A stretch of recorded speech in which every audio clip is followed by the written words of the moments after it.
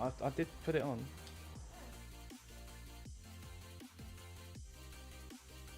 Oh, that's all right. Hello, hello, hello.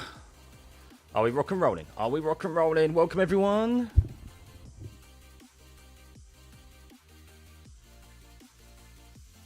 I think we're live. Let me know.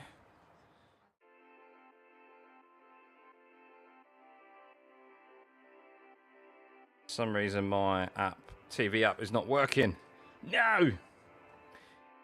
Here we go, man of the hour. Welcome everyone. We are live for the Monaco Grand Prix, which gets underway in just under an hour's time. Welcome everyone. Hope you're good. Hope your Sunday's been treating you well, whether it's morning, afternoon, or evening, or if some of you are encroaching. I know some of you are in this part, parts of the world. You're encroaching on Monday already. So yes. Afternoon, everyone, from here in the UK, where I am based from, CS. Looking forward, I can't believe I'm saying that, I'm looking forward to a Monaco Grand Prix. My expectations are still a little bit low, but it's the key to a good life is low expectations, because then you're pleasantly surprised. But yes, hope you guys are well. Of course, the big news over the evening, guys, after we tried to stay live for it, but yes, Lewis Hamilton has unfortunately picked up a he's picked up a free place grid penalty, which is a real shame. So 2 hours away from Monday where you are, Alan. Oh, yeah, I knew some of you are from different parts of the world.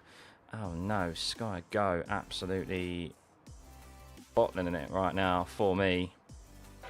Unbelievable. Maybe so many people are tuning in to the Monaco Grand Prix, but they want to be tuning in here, or have me at least alongside. So, Nero, good to see you watching right before going into work. The start is going to be where anything happens. Well, yes, I've seen a few comments already. Have I seen the F2 race? Well, I did post, if you guys saw, I did post the start, the still image of the race start at F2, and yes, that's what you get for a bunch of iRacers being on the grid now, didn't you?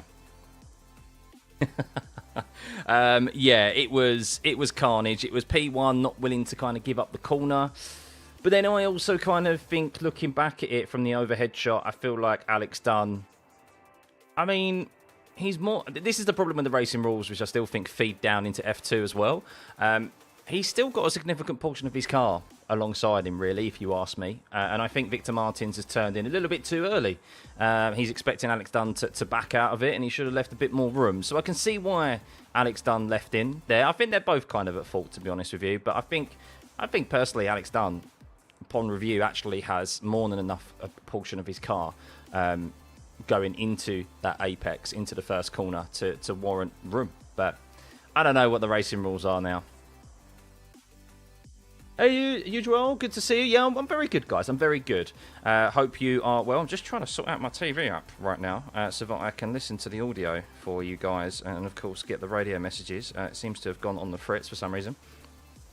And that penalty on Lewis is stupid, but Stroll gets to lick his window and then loses a place. So the reason why I've seen this comment thrown around quite a bit about Lewis Hamilton receiving a free place grid penalty. Well, the reason he has received one is because the precedent has always been that qualifying is, of course, where you're deciding your position on the grid. And they always treat it more harshly with impeding reasons than if it happens in practice. Because practice, they have an opportunity.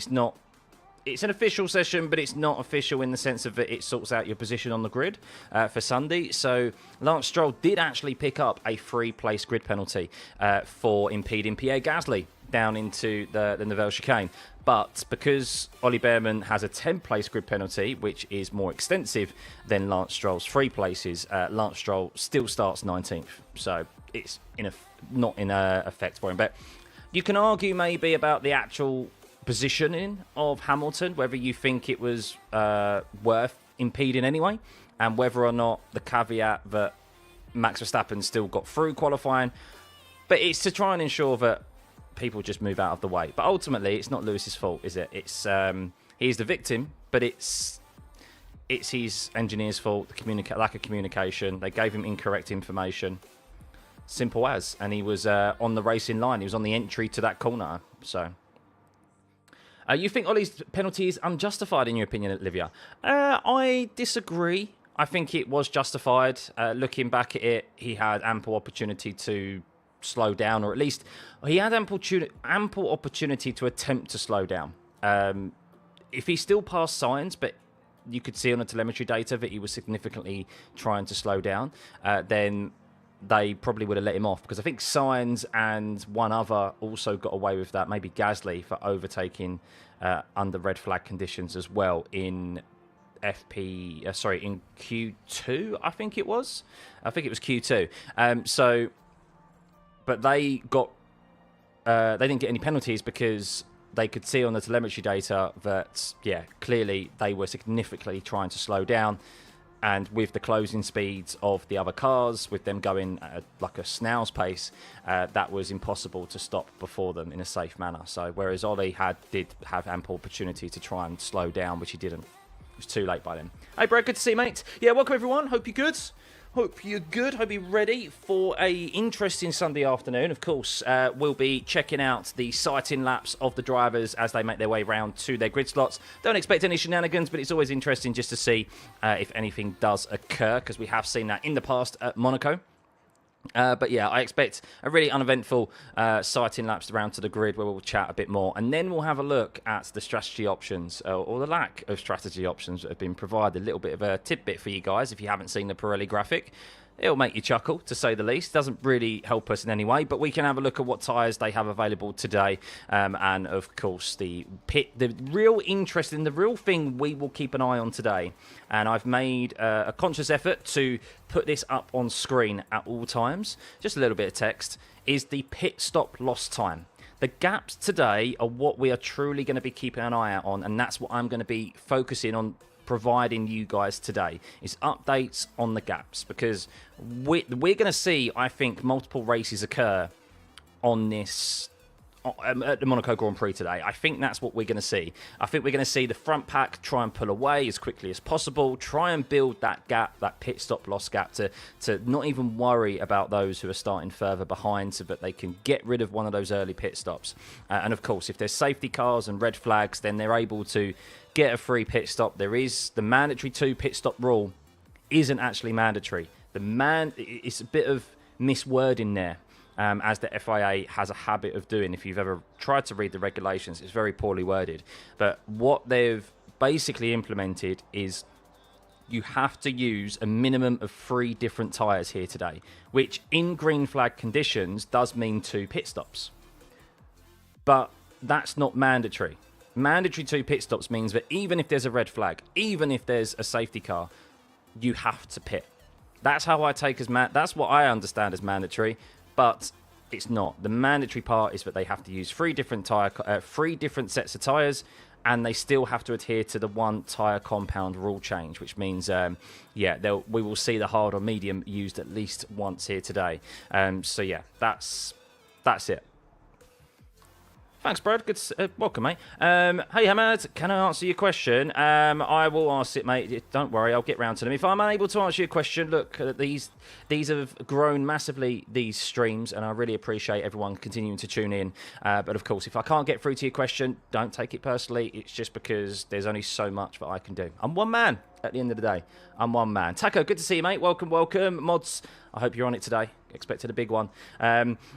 Renault, even with the 2-stop, I predict top driver, if it's Leclerc, to lap at least 8 races. If anyone besides him, I don't see them lap another driver. Yeah, I think we'll still see some lapping of cars, of course. I mean, look, if they're going full tilt, Lando Norris, Leclerc and Piastri and that, and Verstappen, which I expect them to do, they're going to lap cars. What they're not going to do, hopefully, is they're not going to go around at a snail's pace and just manage the pace so much. They're going to go out there and drive probably as quick as possible within the management of the tyres that they can allow, because it is predicted that the tyres will still degrade here. That will more so probably graining than anything, which will mean a bit of loss of traction through some of the corners. But yeah, as we have seen with graining, there is a phase where you lose that grip, and then once you get through that phase of graining, the level of grip starts to come back to you. So I suspect that's what we'll see today. What team do I support, Hamad? I don't really support a team in F1. Never really have done. I think if there's a team I had to support, I think maybe McLaren, maybe because Mika Hakkinen was my favourite driver growing up. But I've mentioned this before. I feel like I've lost a bit of connection to McLaren when they went to the papaya. I don't know about you guys, but I don't know. It's not my McLaren.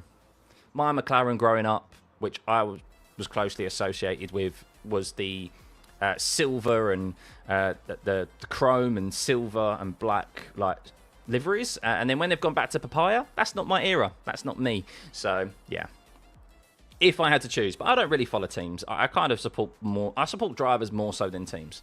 Like, I'm not too fussed about the constructors. I'm more so focused on the drivers. That's just me, but everyone's different.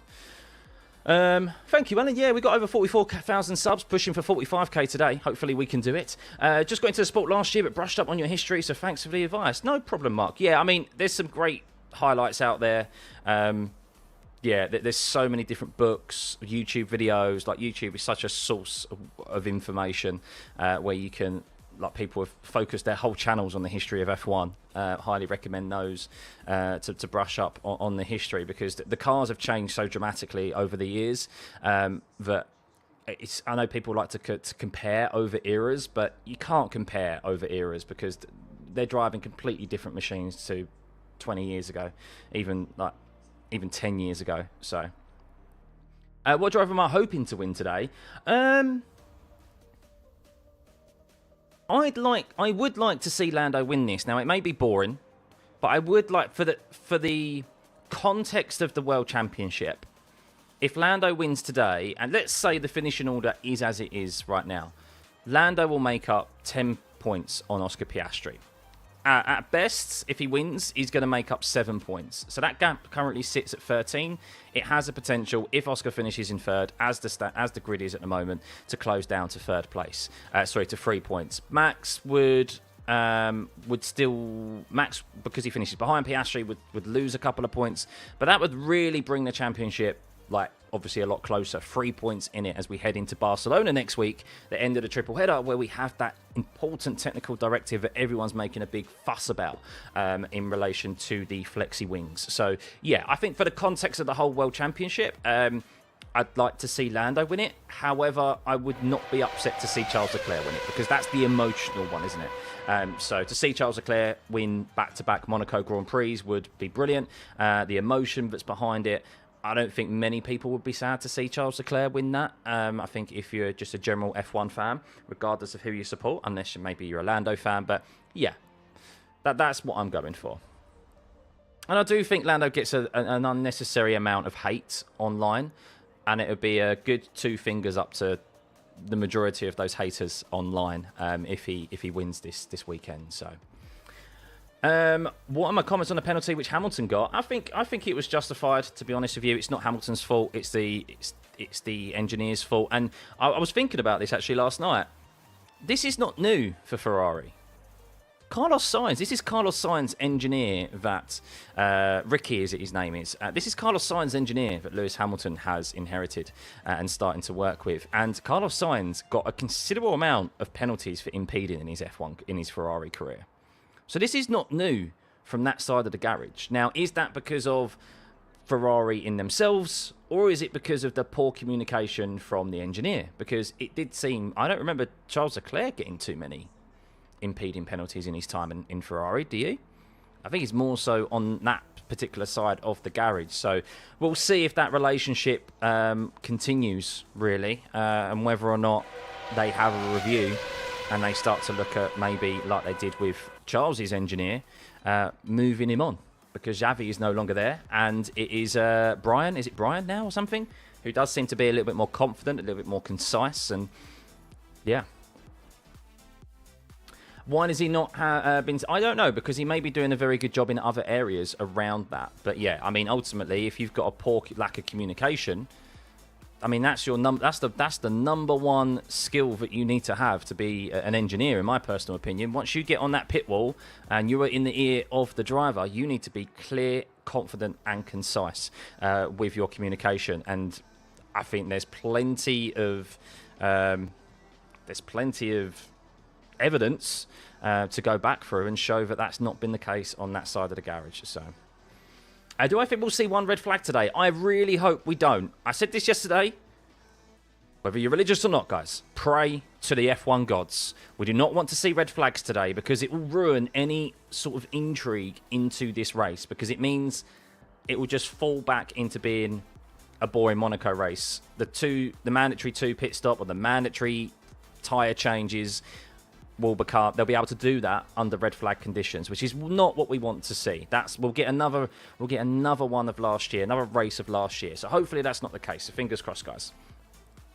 Engineers, to be fair, are not the best at talking to non-engineers. No, they're not, Max. But F1 these days, you have to have that skill.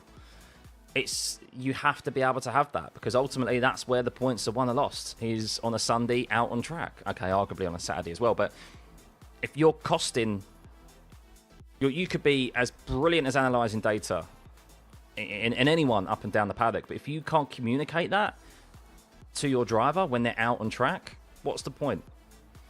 So, what are the chances that Max wins? Low, because it's Monaco, even with this 2-stop strategy. However, we don't know what's going to occur here today. We don't know what teams are going to do. We'll have a look at the pit stop loss time and so forth, which is going to be so important to keep an eye on today. So that column, as we'll change scene now.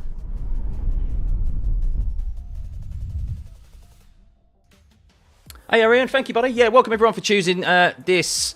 Well, there you go. There's a little teaser for you. The pit stop loss time is 20 seconds, but we'll have a look at what you can gain under the VSC with the graphics as well. They're not quite on their sighting laps yet, so I'll remove that. But the pit stop loss time today is 20 seconds, guys.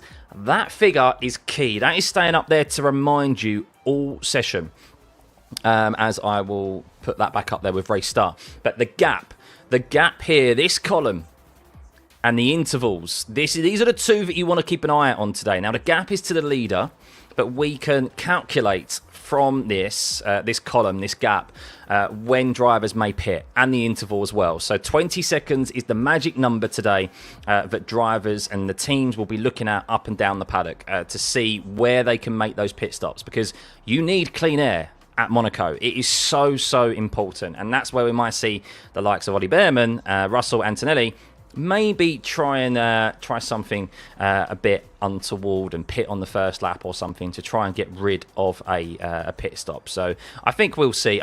Maybe a few of those. I still think we're going to see at least a couple of drivers. So it looks like drivers are making their way to the end of the pit lane, by the way, guys, to begin their sighting laps. That'll be just to, I say sighting laps, no, they can go for the pit lane. They may do a couple of sighting laps just to make their way around to their grid slots. The Pirelli tyre strats will be up in a moment, guys. We normally do it after the sighting laps have been conducted, because you never know. You never know. We have seen incidents and issues on the sighting laps before, so just want to ensure that everything is A-OK. We don't miss anything, and then we can review all of the goings-on, all the strategy options, well, for today, the tyre graphics and so forth. Bear with me.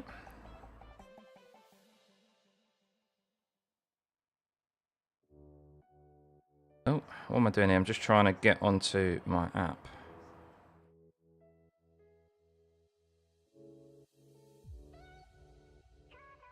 Oh well, missed it. How many DRS zones? One DRS zone. It's not really relevant here because of how tight and slow, I guess, it is. But yeah, one DRS zone here, which is down the start-finish straight. Overtaking opportunities. Okay, if you're looking for the history of F1, there have been overtakes at turn 1, turn 6, down into turn 10, and turn 18. Those of in the history of Monaco F1 races, that's the 4 places where you've seen overtakes. In modern F1, we very rarely even see that. Turn 10 used to be a really good overtaking spot, but it no longer is the case. I don't see really any overtakes now down into turn 10. Supposedly, from what I saw, you need at least a 4 seconds delta here to be able to overtake at Monaco. That is unbelievable. The hard tyre isn't really necessary at Monaco. It isn't, as the green light pit exit is open for the sighting laps here, guys. So we'll just stay tuned with this and see if we'll keep an eye on it and just see if any of them have any issues. Hopefully they don't. But yeah, the hard compound tyre, I think, could be used if the drivers, if someone wants to pit in the first couple of laps and then just run to the end, if they think the hard tyre can do that, maybe they will. So I think the hard tyre will be used. In Formula E at Monaco, every corner and straight is an overtaking place. Well, that's really it. You need smaller and slower cars. Having fast cars is an ego thing, really. If you want good racing, to be fair, some of the slower series with slower cars, they have better racing.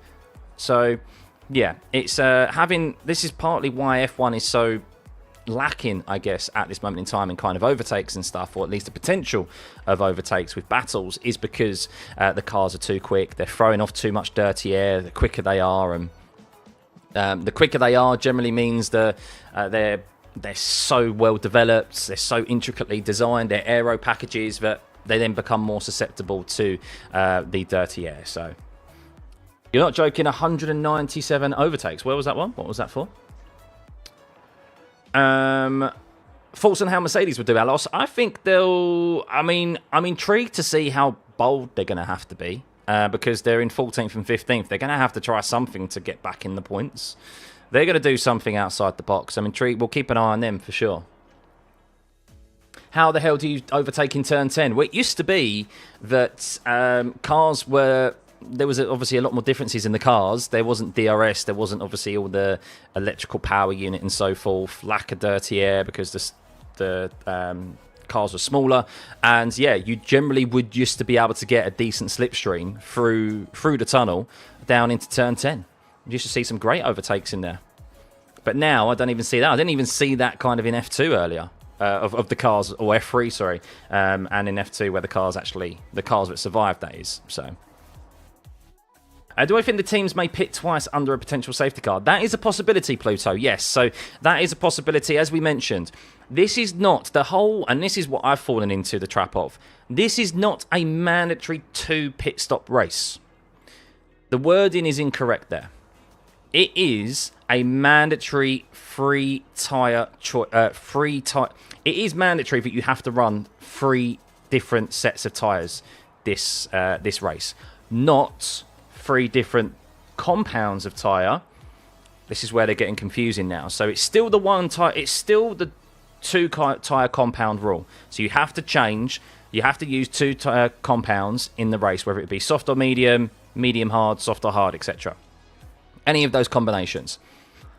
However, you have to use mandatory 3 sets of tyres, which in green flag conditions does mean a 2 pit stop race. But a mandatory 2 pit stop race means that you, regardless of red flags and pit stops, would still have to pit when you get into green flag conditions. That is not the rule. The rule is, and technically a loophole that they haven't locked off as far as I'm concerned, is that the safety car can basically, you can pit under that, and the red flag in particular, if we have 2 red flags before anyone makes a pit stop, then we won't see any pit stops in the race because they'll be able to get rid of those tyres and adhere to the mandatory 3 sets of tyres. That's it, 3 sets, 2 compounds. That's the mandatory rule, not the actual pit stops. So that's a real shame. They should stick to that wording and stick to it. Regardless of red flags and safety cars, you still have to make 2 pit stops.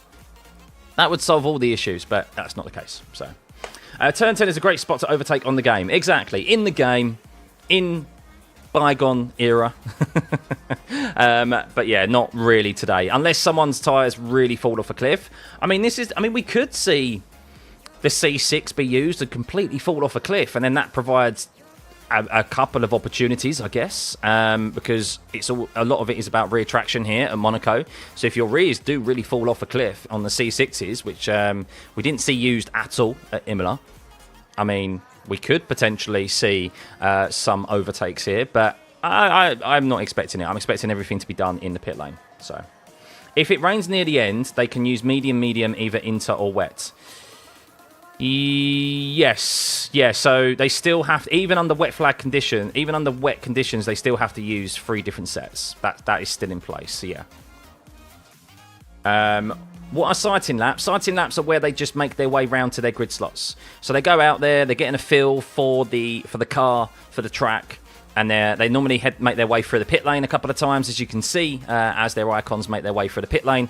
And a couple of drivers just make their way straight to the grid slots. So that's what they do. But sometimes it's interesting to keep an eye on because sometimes they end up crashing. So, or some mechanical issues occur.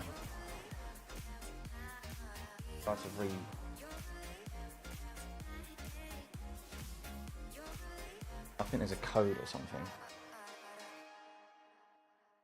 Yeah, bear with me. Try it again.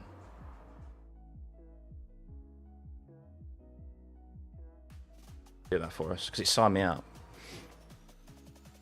Easy, just required 2 green flag pit stops. Exactly, Vincent, but the FIA like to make things very difficult. So, but yeah, it looks like everyone's making their way round okay. Bear with us, guys, and then we'll have a check of the strategy options for today. And, of course, the all-important tyre selections. It's going to be, yeah, very interesting. Why don't they refuel anymore, Tom? I think it was removed for safety concerns. I think also there is a bit of a myth around refueling that it made races interesting. It actually made the viewing experience very difficult because you would never know how much fuel drivers were actually put in the car. And it just, I mean, there's no way in hell today teams are going to allow us that data to know how much fuel they've got in the car. We still don't even know that now. They have 100 kilograms available to them, a 100 kilogram tank, but they don't always fill that up to the brim. So that's why sometimes we see them lift and coast in the race to do a bit of fuel saving, depending on what circuit they're at and depending on where they are in traffic. So yeah, it's. I think it's a misconception that would actually make races interesting. I actually think it would make races more confusing. So. Lovely, thank you very much. See if this works.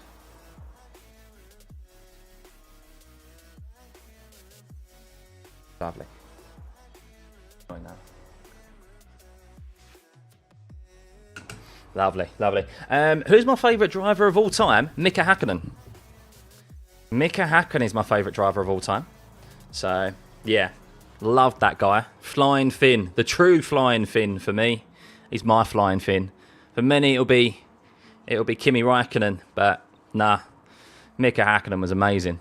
Did I see the crash in F2? I did, yes. That's what you get for a lot of iRacers participating in F2 now. So, seems like everyone's okay. Antonelli making his way out the pit lane there. He is not stalled, don't worry. He's just doing a start procedure, as they're able to do at the end of the pit lane. And it seems to be that everyone has made their way round to their grid slots without incident. So, no one really, I mean, of course, Antonelli did have that crash yesterday, similar to what Isaac Hadjar did in turn 10, but he banged his front wheel into that Armco barrier rather than his left rear, and yeah, went straight on. But only front wing damage occurred, so suspension change for Antonelli and a front wing change. And George Russell, he seems to be okay now with that power unit issue that occurred yesterday. Not entirely sure what happened, but not boding well for Mercedes having 2 power unit issues in 2 race weekends in a row. So hopefully they won't rear its ugly head again here today. And my thoughts on Mansell, I was too young for Mansell. I mean, what year did Mansell retire? But I've seen, obviously, clips of him and highlights of him, and he was an amazing driver. But I was born in 91, so yeah, too young for the Mansell era. Yeah, I did watch F2, guys. That refueling was dangerous back then. Yeah, I think that's one of the reasons why it wouldn't be reintroduced now, is because of safety. Obviously, the safety has massively improved in F1, and yeah, they wouldn't go back to that. But right, here we go, guys. Here we go. So that everyone's made their way round to their grid slots. That's okay. We have half an hour until the race gets underway. Should we have a look at the strategy options for today? I think we should.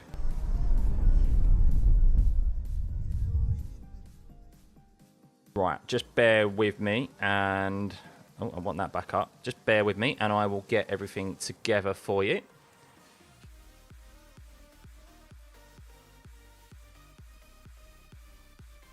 Right, here we go.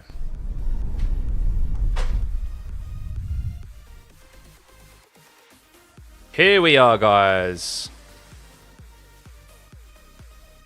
Pirelli have absolutely no idea what's happening tomorrow or today. I kid you not. I have not typed this out. This is not me. I haven't done anything to this graphic. Pirelli do not know what's going to happen. I'm disappointed in them. I was expecting a graphic with 10 different strategy options for us to discuss and review. But no, no one knows. No one knows. The only thing they've confirmed, as we have just discussed, 3 different sets of tyres to use in the Monaco Grand Prix with all compounds in play. So 3 sets of tyres, 2 different compounds they have to use. And yeah, anything can happen. Anything can happen. So yes, truly an unknown here at Monaco. As we said, a bit of a shame that they haven't locked off that loophole, that if there is a red flag or a safety car, they can tick off their 2 mandatory pit stops. But hey-ho, it is what it is. But hopefully we see green flag conditions throughout this race, and we are able to keep that intrigue going throughout. So strategy, this is really an unpredictable race. It is indeed, Kelly, and it most definitely is going to be...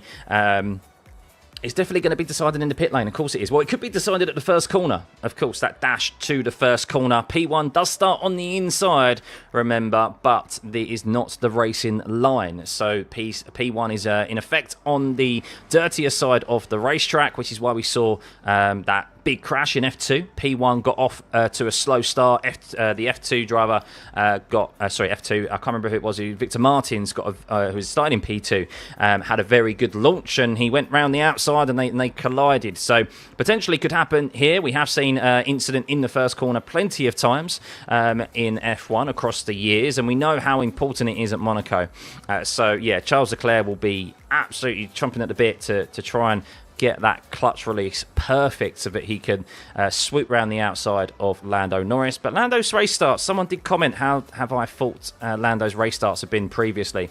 They've been pretty decent, to be fair. They have been pretty good. The only problem for him is that he hasn't been on pole position since the start of this season in Australia.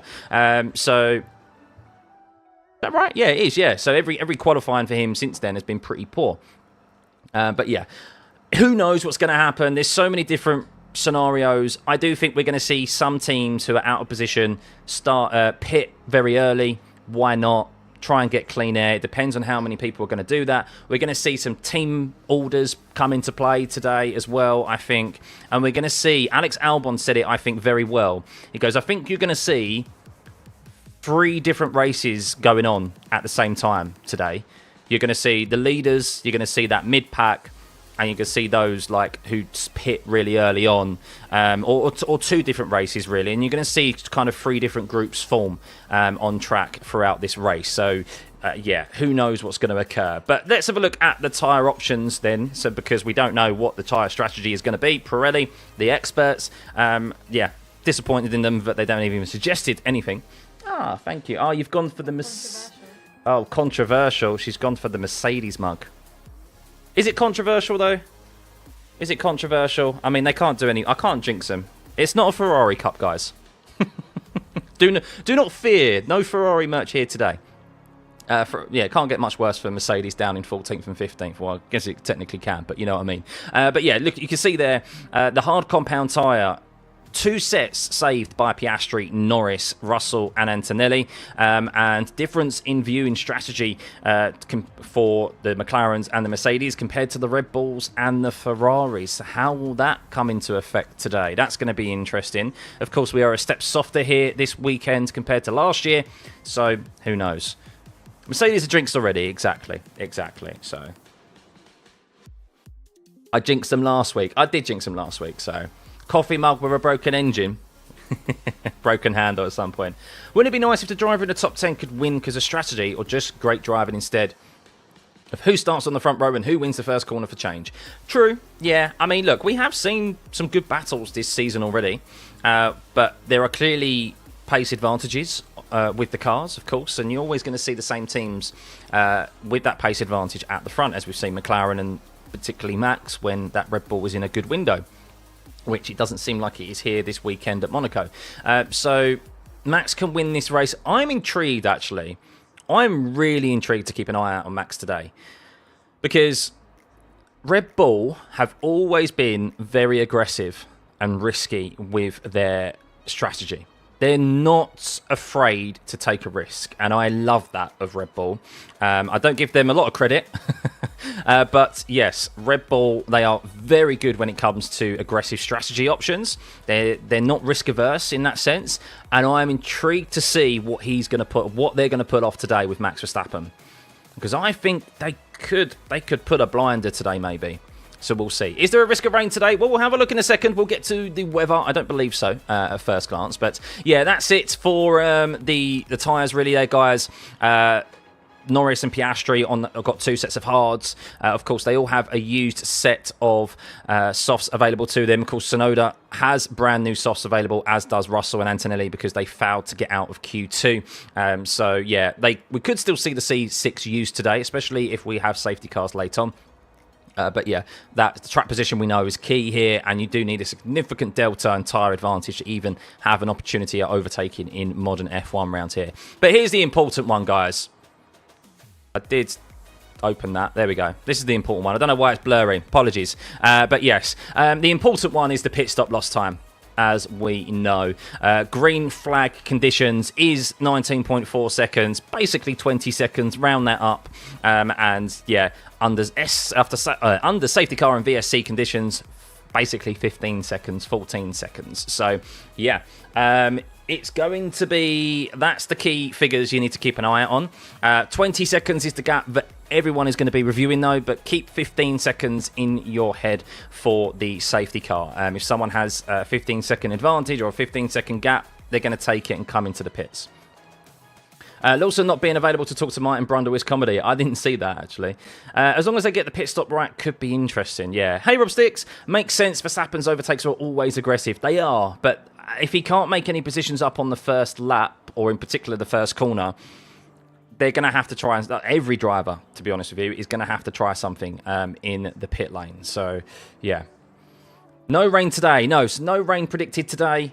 So, yeah, that is not going to throw any spanner in the works for strategy or the race conditions. So, yeah, clear skies, 19 degrees supposedly. We have seen consistent track temperatures here this weekend of around, was it 40 degrees, pretty much around the 40-degree mark. It hasn't got much cooler than that. So, yeah, the teams will be very well aware of how the tyres are going to handle and grain and degrade today, which, if we have a look at this graphic here, I don't know why it minimised itself, the tyre degradation on the softs is 0.05 a lap. So obviously deg isn't really an issue at Monaco because there's no high speed loaded corners.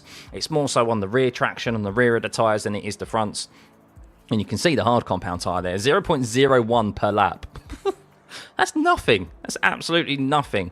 But yeah, but we'll see. We'll see how this gets on. We do expect some graining, so that could affect, that will affect grip to some extent. But yeah, for the most part, deg isn't an issue unless that C6 really does just fall off a cliff and we start seeing teams and drivers just sliding all over the place, which we did see a little bit in Saturday morning practice. So imagine seeing Max win all the next races and we're seeing the same thing that happened in 23. A Dutch anthem play 87 times. Well, the Red Bull are hoping for that. Of course they are. Red Bull are hoping for this new technical directive that comes into effect next week at Barcelona is going to have that desired effect and bring them closer to the McLarens more often. There's definitely certain circuits that the Red Bull is on par with them. But at the moment, the McLaren is definitely the most balanced car. It is the quickest car across every circuit. And that's where, at the moment, the Red Bull and Max is just fallen behind. He's winning the races that the Red Bull is strong, but he's obviously still finishing on the podium, still staying in this championship, which is very important in a 24-race weekend long season. We still have 4 sprint race weekends to come as well. So, yeah, lots of racing still to be had. What if Monaco was held backwards or made longer to match the 190 miles rule? Would the racing improve? Don't think so, no. Any track temps yet? Yeah, track temp is 43 degrees.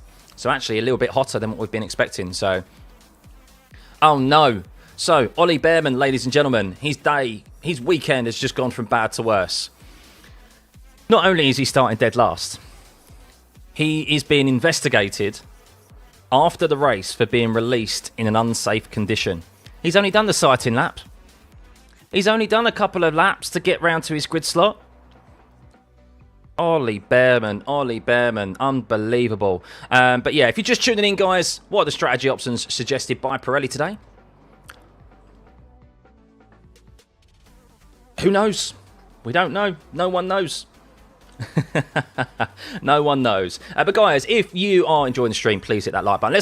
Can we get to 1,000 likes before the race even gets underway? That'd be much appreciated. Big thank you for tuning in as always. What is this? Round 8 of the season. Round 8. We still have 16 race weekends remaining. Barcelona coming up next weekend, and then we have a little bit of a break. I'm jetting off with the family for the first family holiday after Barcelona. We're well looking forward to that. But back in time for Canada, which always provides us some decent racing. So yes, plenty more F1 coming this season, and you can find, obviously, every session that I possibly can attend, because it still isn't a full-time career, so I may miss some practice sessions like we did yesterday, as I still have to prioritise the day job at the moment. And, yeah, we'll be here for at least, though, for every single qualifying and every single race on Sunday. There goes your prediction for Ollie. Yeah, if you're a Max fan, you would hope for Stroll to crash both McLarens.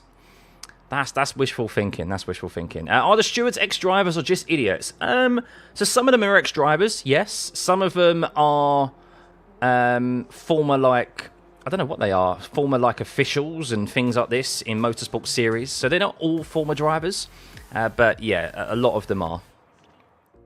You love the Spanish Grand Prix and then Canada, yeah. What's my day job? I work in construction. I'm a quantity surveyor. So yeah, I look at Excel spreadsheets for 8 hours a day, basically, for the most part, and attend lots of meetings. Do all teams have the same tyres, or are they all so different? Yeah, well, we can have a look just before we change scene. We've still got 20 minutes, or just under 20 minutes remaining. These are the tyres available to the teams today. Yeah, not really anything to write home about, apart from the most notable thing is that Piastri and Norris, the two McLarens and the two Mercedes, have two hards available to them. Russell and Antonelli do have a set, and Tsunoda have a brand new set of softs available, because they may fail to make it out of Q2. But varying differences in strategy here. You can you could pretty much be guaranteed that probably Verstappen and Hamilton, Verstappen and the two Ferraris will be using the softs at some point in this race, or maybe not for Leclerc and Hamilton, because they do have a set of used mediums available. Hamilton actually only has one set of used mediums. So Hamilton will definitely maybe be using I keep saying definitely, and then I'm realising he's got a set of used hards available. So yeah, I mean, to be honest with you, tyre selection isn't really that big of a deal. I do suspect they might all start on the soft to try and get the best grip as possible, best launch as possible down into turn 1. That'll be interesting to see what they start on for sure. Charles could be a bit desperate going into turn 1, so all Ferrari fans. It could be, yeah, it could be make or break for him. So that's a nice career change for you as a commentator on race days. Fred looks nervous, yeah, because Charles has probably gone, it's win or bin it in turn 1. I do not trust you Ferrari strategists to win me this race today. It's all about my launch out off the start line down into turn 1, guys. Naomi Campbell just aired him, and Naomi Campbell is someone who doesn't have a good reputation behind her, to be honest. I've got fluency in my language delivery and good speed, so I would love to see maybe a future commentator. Oh, thank you, buddy. Look, I've always said I'm not seeking a in real life job as a commentator. I love what I do here. This is what I'd love to be full-time. Providing you guys content, providing you more content in the week. That's what I'd love to do. So, be your own boss, you know. Doing what you love. I mean, does Red Bull make their own tyres or have the same supplier? They all use the same supplier. They all use Pirelli. So yeah, that's the tyre selections for today, guys. Nothing to write home about. And yes, strategy, no one knows what is going to occur. But this is what you want to keep an eye on. Apologise for the blurriness. 20 seconds, basically, is the gap that we need to keep an eye on today. I do have that on screen for you, and a text message, basically a bit of text for you guys to be reminded of the gaps we are looking for, and I'll remind you guys throughout the duration of this race as well. That's what I'm going to be keeping a keen eye on, as no doubt the leaders will be looking to build that gap, and of course the midfield will be looking at those early pitters that I think we are expecting, how quickly they'll be able to close up.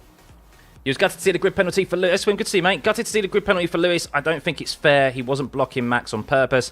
Yeah, but that's the thing with impeding is that no one's ever really doing it on purpose. They're just there, but they have to be punished for it because it's safety. It's for safety reasons, and also it's part of the game. It's a team game. You need good communication with your engineers, which evidently, if you listen to the radio messages, Lewis did not have. So, oh, lovely, Lee, lovely. What do I do? Yeah, so I work Monday to Friday. I work in construction, so I'm a quantity surveyor. So look after like the money side of projects and stuff. But yeah, I'm really fortunate that in the evenings and obviously at weekends, I have a supporting partner who knows that I enjoy this, and we've grown a great community and channel here, and she affords me the time to be able to do this. So yeah, thank you, Mrs. Stuffeyy.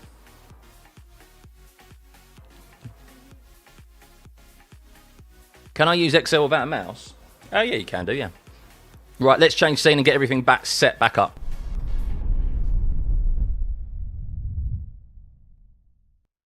Right, ready to go. Not long to go, guys, till the Monaco Grand Prix. Get your votes in. Who do you think's going to win this race? Risk of rain 0% is what I have been told. I can see here, as we mentioned on the... We also mentioned that as well, didn't we, on the thing. Right, let me just get this set up. Cool. I think we're good to go.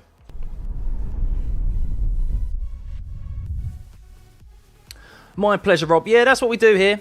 I try and do things a little bit differently. You know, you have to try and set yourself out from others. And I think it's all relevant data. That's the thing as well. What I show you is relevant to the race and relevant to keeping an eye on getting a full picture. So I hope you guys are taking notes. Oh, hang on. Just got to move that over there. And then we can have that there. There we go. Think we're ready to rock and roll, guys. Think we're ready to rock and roll. You're sat at Yatch looking at the track but still chill. Oh, thank you, Miley. That's the biggest compliment. The biggest compliment is that you guys are, even at race, you're even trackside and you're listening to, or you're watching.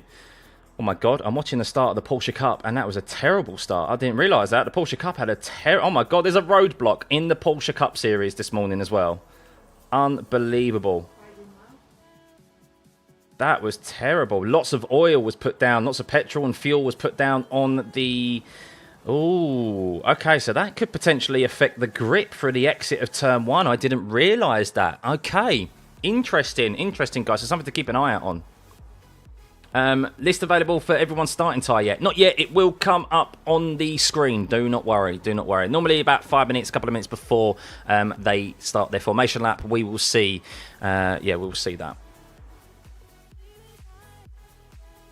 Most of the front runners will start on mediums. I suspect so, because it leaves them open for most strategies, doesn't it? So, hey, Tim, mate.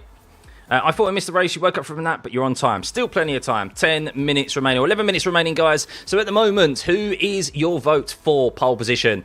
So pole position, I'm going back in time. For first place today. Well, you still think, a lot of you have faith in Charles Leclerc, 42%. Lando Norris, 31%. Oscar Piastri, 11%. And other. Those of you who say other, who do you think? Is it Max Verstappen?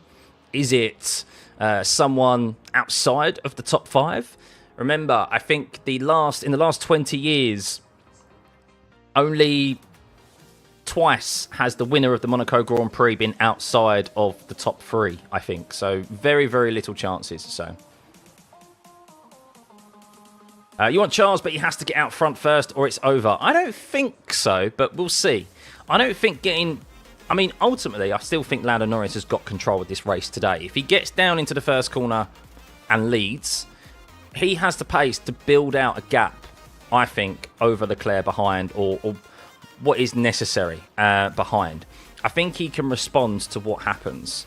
And we know that McLaren is very quick in clean air. So we'll see. But Ferrari and Charles Leclerc have been very, very different, and they've been animals here this weekend. Charles, of course, I've never seen a man so upset to qualify P2 than Charles Leclerc yesterday. Understandable considering it's his home track, and he wanted to be on pole position. Is so essential here, so.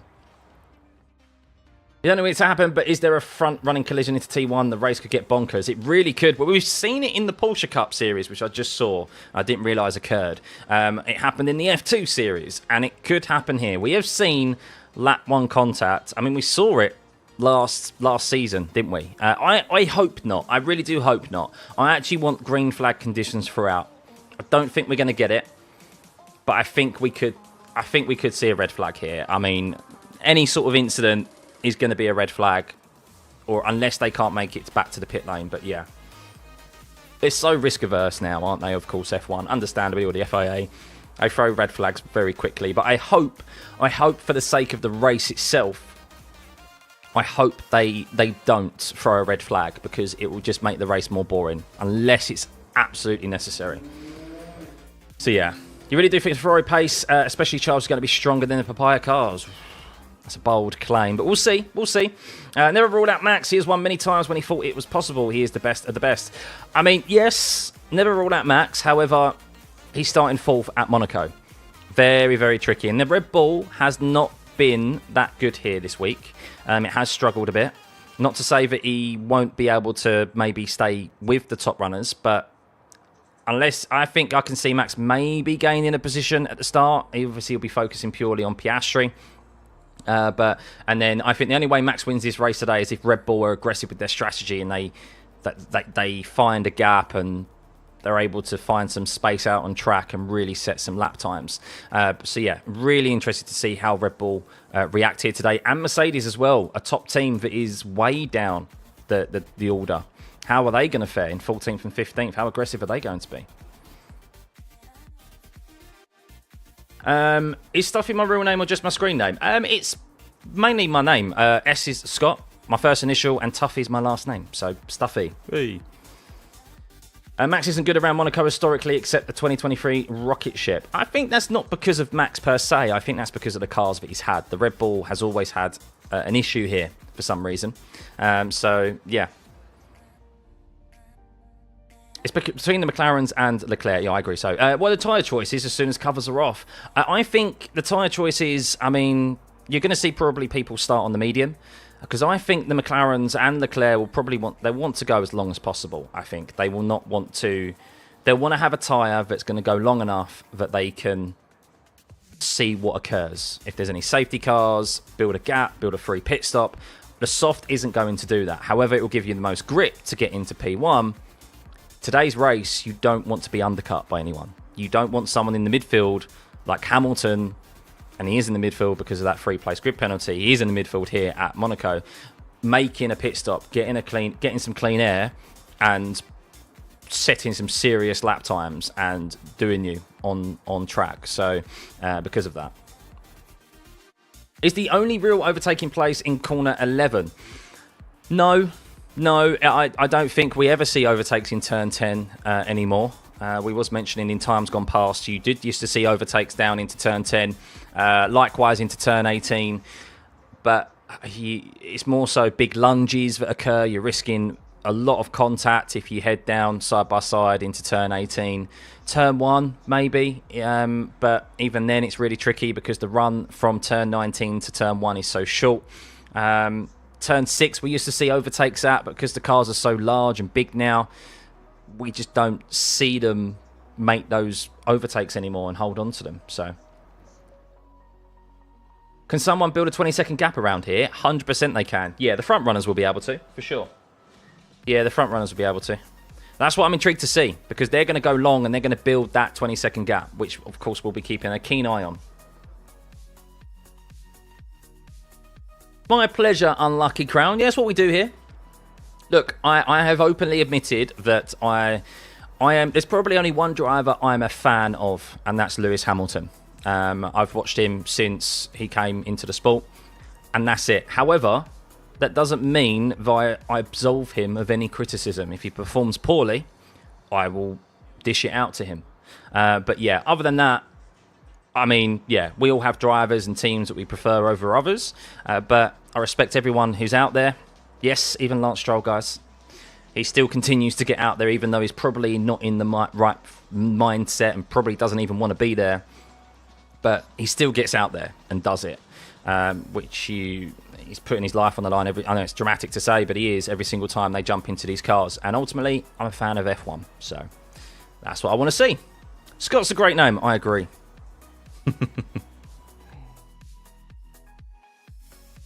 Hey Rob, good to see you, mate. Early Monday morning watch. Yes, you're in the future. No spoilers, please, Rob. I know it's a typical joke that I always make for those of you down under. But yes, welcome everyone. Welcome. Not long to go. The missus' favourite is Charles. Yeah, she's definitely biased. She's definitely biased, but not me. Right. What we got? 4 minutes. Just under 4 minutes. Sorry, just over 4 minutes until this session gets underway. Tyres will be coming off any moment, guys. I'm just going to have a quick lube break. How old am I? I'm 33, born in 91. So, yeah, I'm not that much younger than Lewis, I guess, 7 years. But, yeah. Right, guys, I'm just going to quick lube break. We'll have the tyre blankets off. When I come back, we'll be able to see who is deciding to start on what tyre. And, yeah, it won't be long until the Monaco Grand Prix gets underway. And no doubt, no, not much longer until we see the first pit stops. Because I'm fully expecting some teams to go bold and pit very early, even at the end of the first lap. Back in a sec. Hit the like and subscribe button. Let's get this stream to 1,000 likes. Go on. You can do it.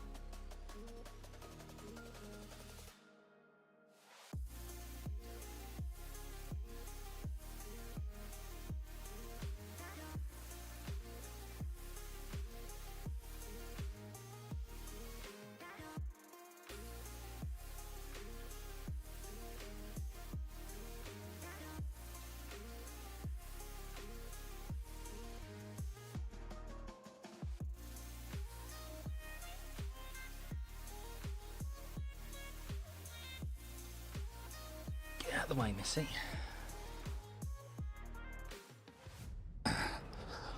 Right. Here we go. As I mentioned, oh, ho, ho, ho. No, that is not Father Christmas. That is me in shock that I'm seeing Max Verstappen. I said Red Bull may do something bold. On the hard compound tyre, ladies and gentlemen. Oh my goodness, how is this going to play out? What have Red Bull got in store for us, guys? Ooh, so we have Norris, Leclerc, Piastri all started on the medium compound tyre, as is Isaac Hadjar in P5. Max Verstappen on the hards, as is Alonso and Hamilton. So they're looking to go long in this race, guys. They're looking to go very long in this race. Rob, do I like the idea of the FIA implementing a 2 pit stop rule? 100% I do. I mean, because if you've ever watched, or if you've ever had the misfortune, I guess, to an extent, of watching the Monaco Grand Prix in the past, it can be a very boring affair. That's why you see so much stick it gets on social media. But yes, that is intriguing. Ocon starting on the Ocon starting on the mediums. Lawson starting on the softs, as is Yuki. Split strategy for Albon and Sainz. So Lawson and Yuki are looking to try and make up a good position or a couple of positions off the start line maybe, and then may pit early. So Hulkenberg on the mediums, Russell on the hards, and both Mercedes on the hard compound tyre. That's intriguing. Bortoletto and Gasly on the mediums, Colapinto on the hards, Stroll on the hards, Behrman on the mediums. Oh my goodness, there's so many drivers on different strategies here.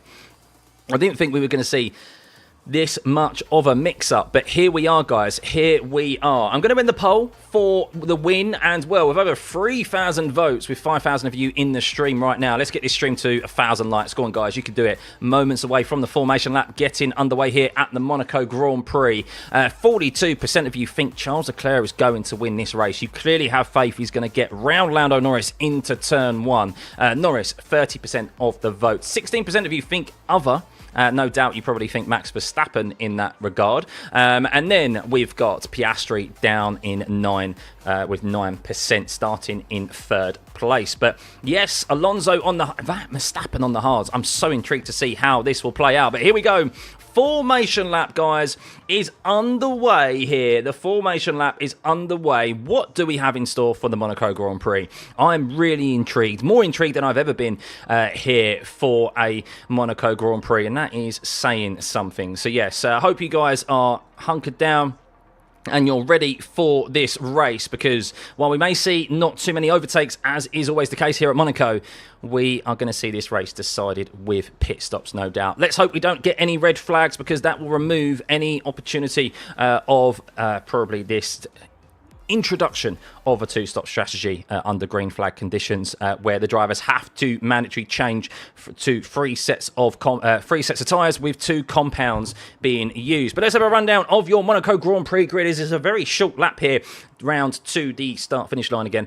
So Lando Norris is your pole position, setting a record, a track record for the Monaco Grand Prix yesterday with a 1:09.9, the fastest lap ever at Monaco. Charles Leclerc just pipped again at Monaco in P2. He'll be looking to sweep around the outside at turn 1, of course, to gain the lead here.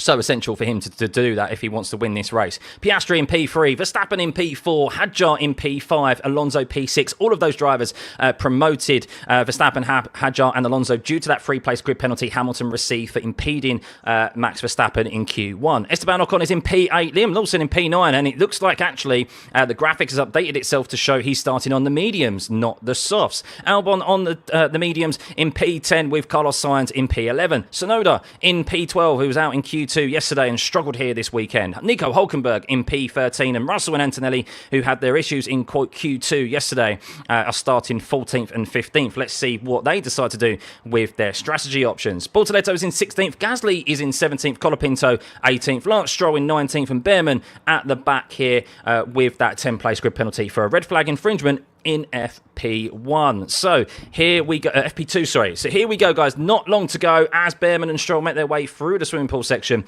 Lando has lined up on the grid quite early. We'll see how long they will take to line up here. Of course, the longer you wait at the front of the grid, the cooler your tyres get. So will that play into the effect here of Lando and his launch and his traction off the line? He is starting on the inside line. Turn 1 is on the inside line down into...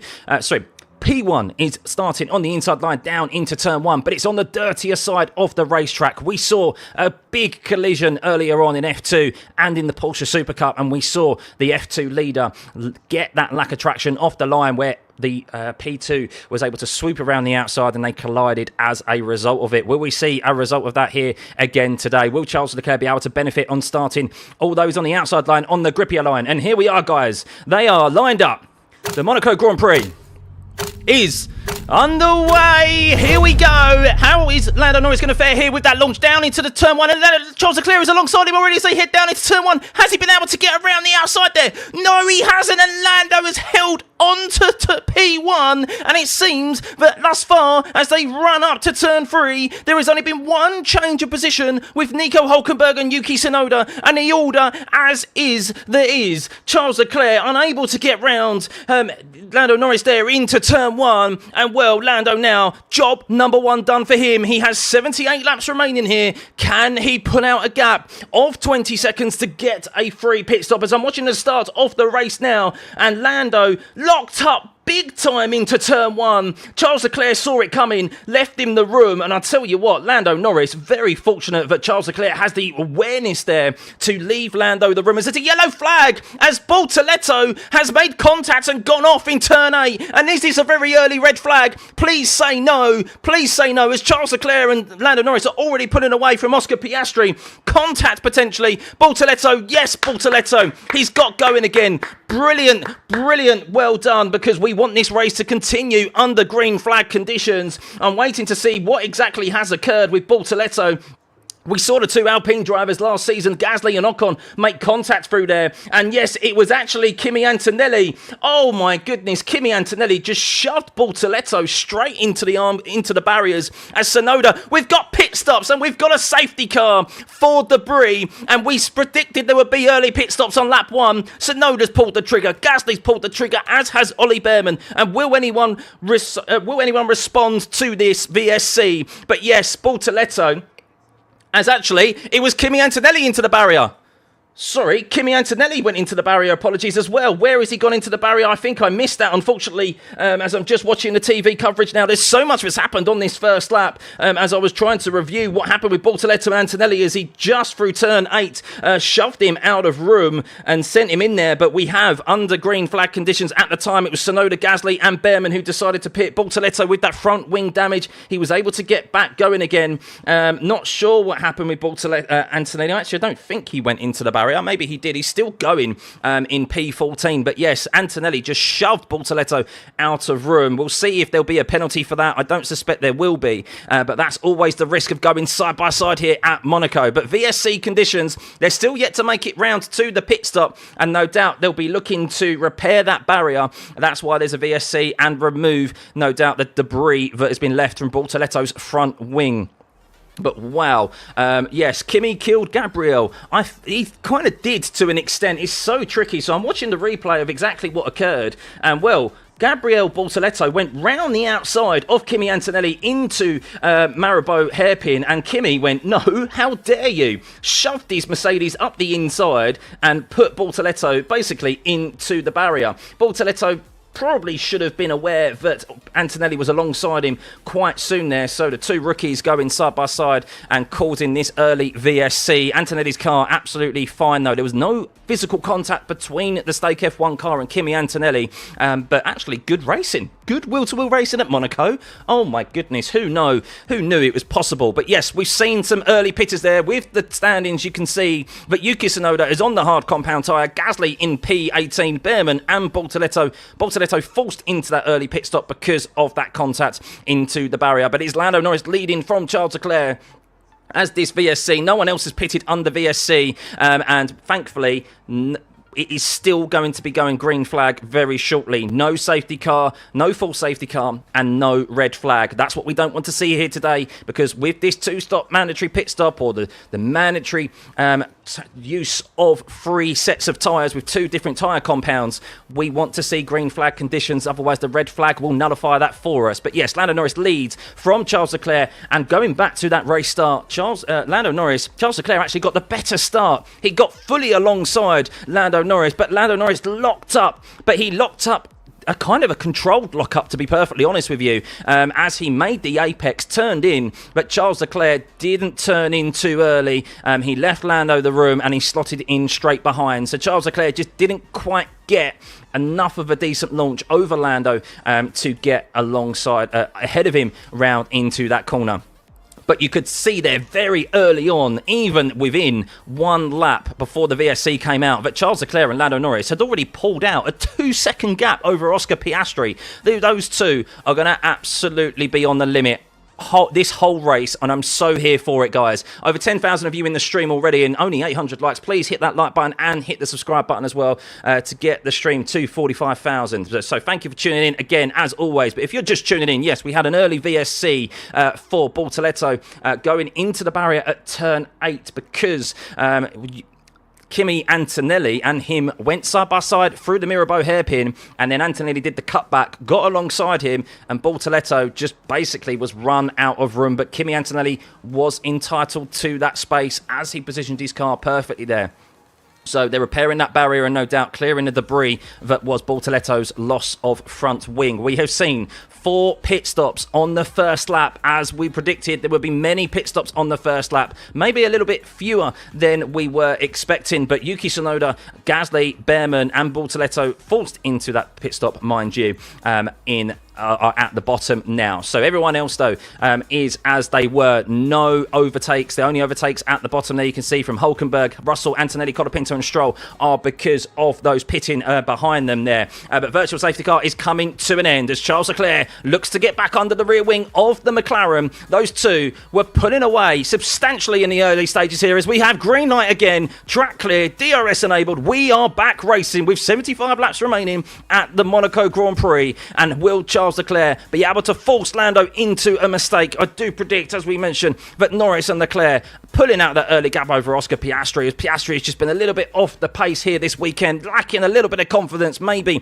due to that crash and that wobble that he had into turn 1 in free practice, which lost him that front wing. He stated himself that he hasn't hit so many walls on a race weekend. Andrew, thank you for the 2, by the way, much appreciated. And thank you for all the new subscriptions and likes, by the way. But yes, Lando Norris, fastest in the first sector there by a couple of hundredths over Charles Leclerc. But that gap to Oscar Piastri is 3.2 seconds already. The magic number, as you can see on your screen, is 20 seconds today, guys. That is the interval. That is the gap that the drivers and teams will be looking at to pull out to get a free pit stop and get into some clean air. As we know, track position so key here as Charles Leclerc has just had a big wobble. Turn incident, Antonelli and Bortoletto noted. I don't suspect there'll be anything coming of that.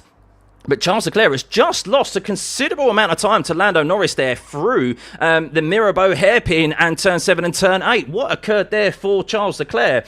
We know that McLaren has brilliant rear traction, as it showcased yesterday in qualifying. If you've had not an opportunity to check the Ghost lap, I highly recommend that you check it out. There wasn't really at any point on the lap yesterday that Charles Leclerc was ahead. But oh my goodness, I'm just watching the TV coverage. There's no discernible mistake from Charles Leclerc there. It's just the pure raw pace of that McLaren in the slower corners that has allowed Lando to pull out that 1.4 second gap over Charles. Of course, Charles in the dirty air. It still is a factor here at a slow circuit like Monaco. But we have only seen 4 pit stops thus far. Tsunoda, Gasly, Behrman and Bortoletto. No more as of yet.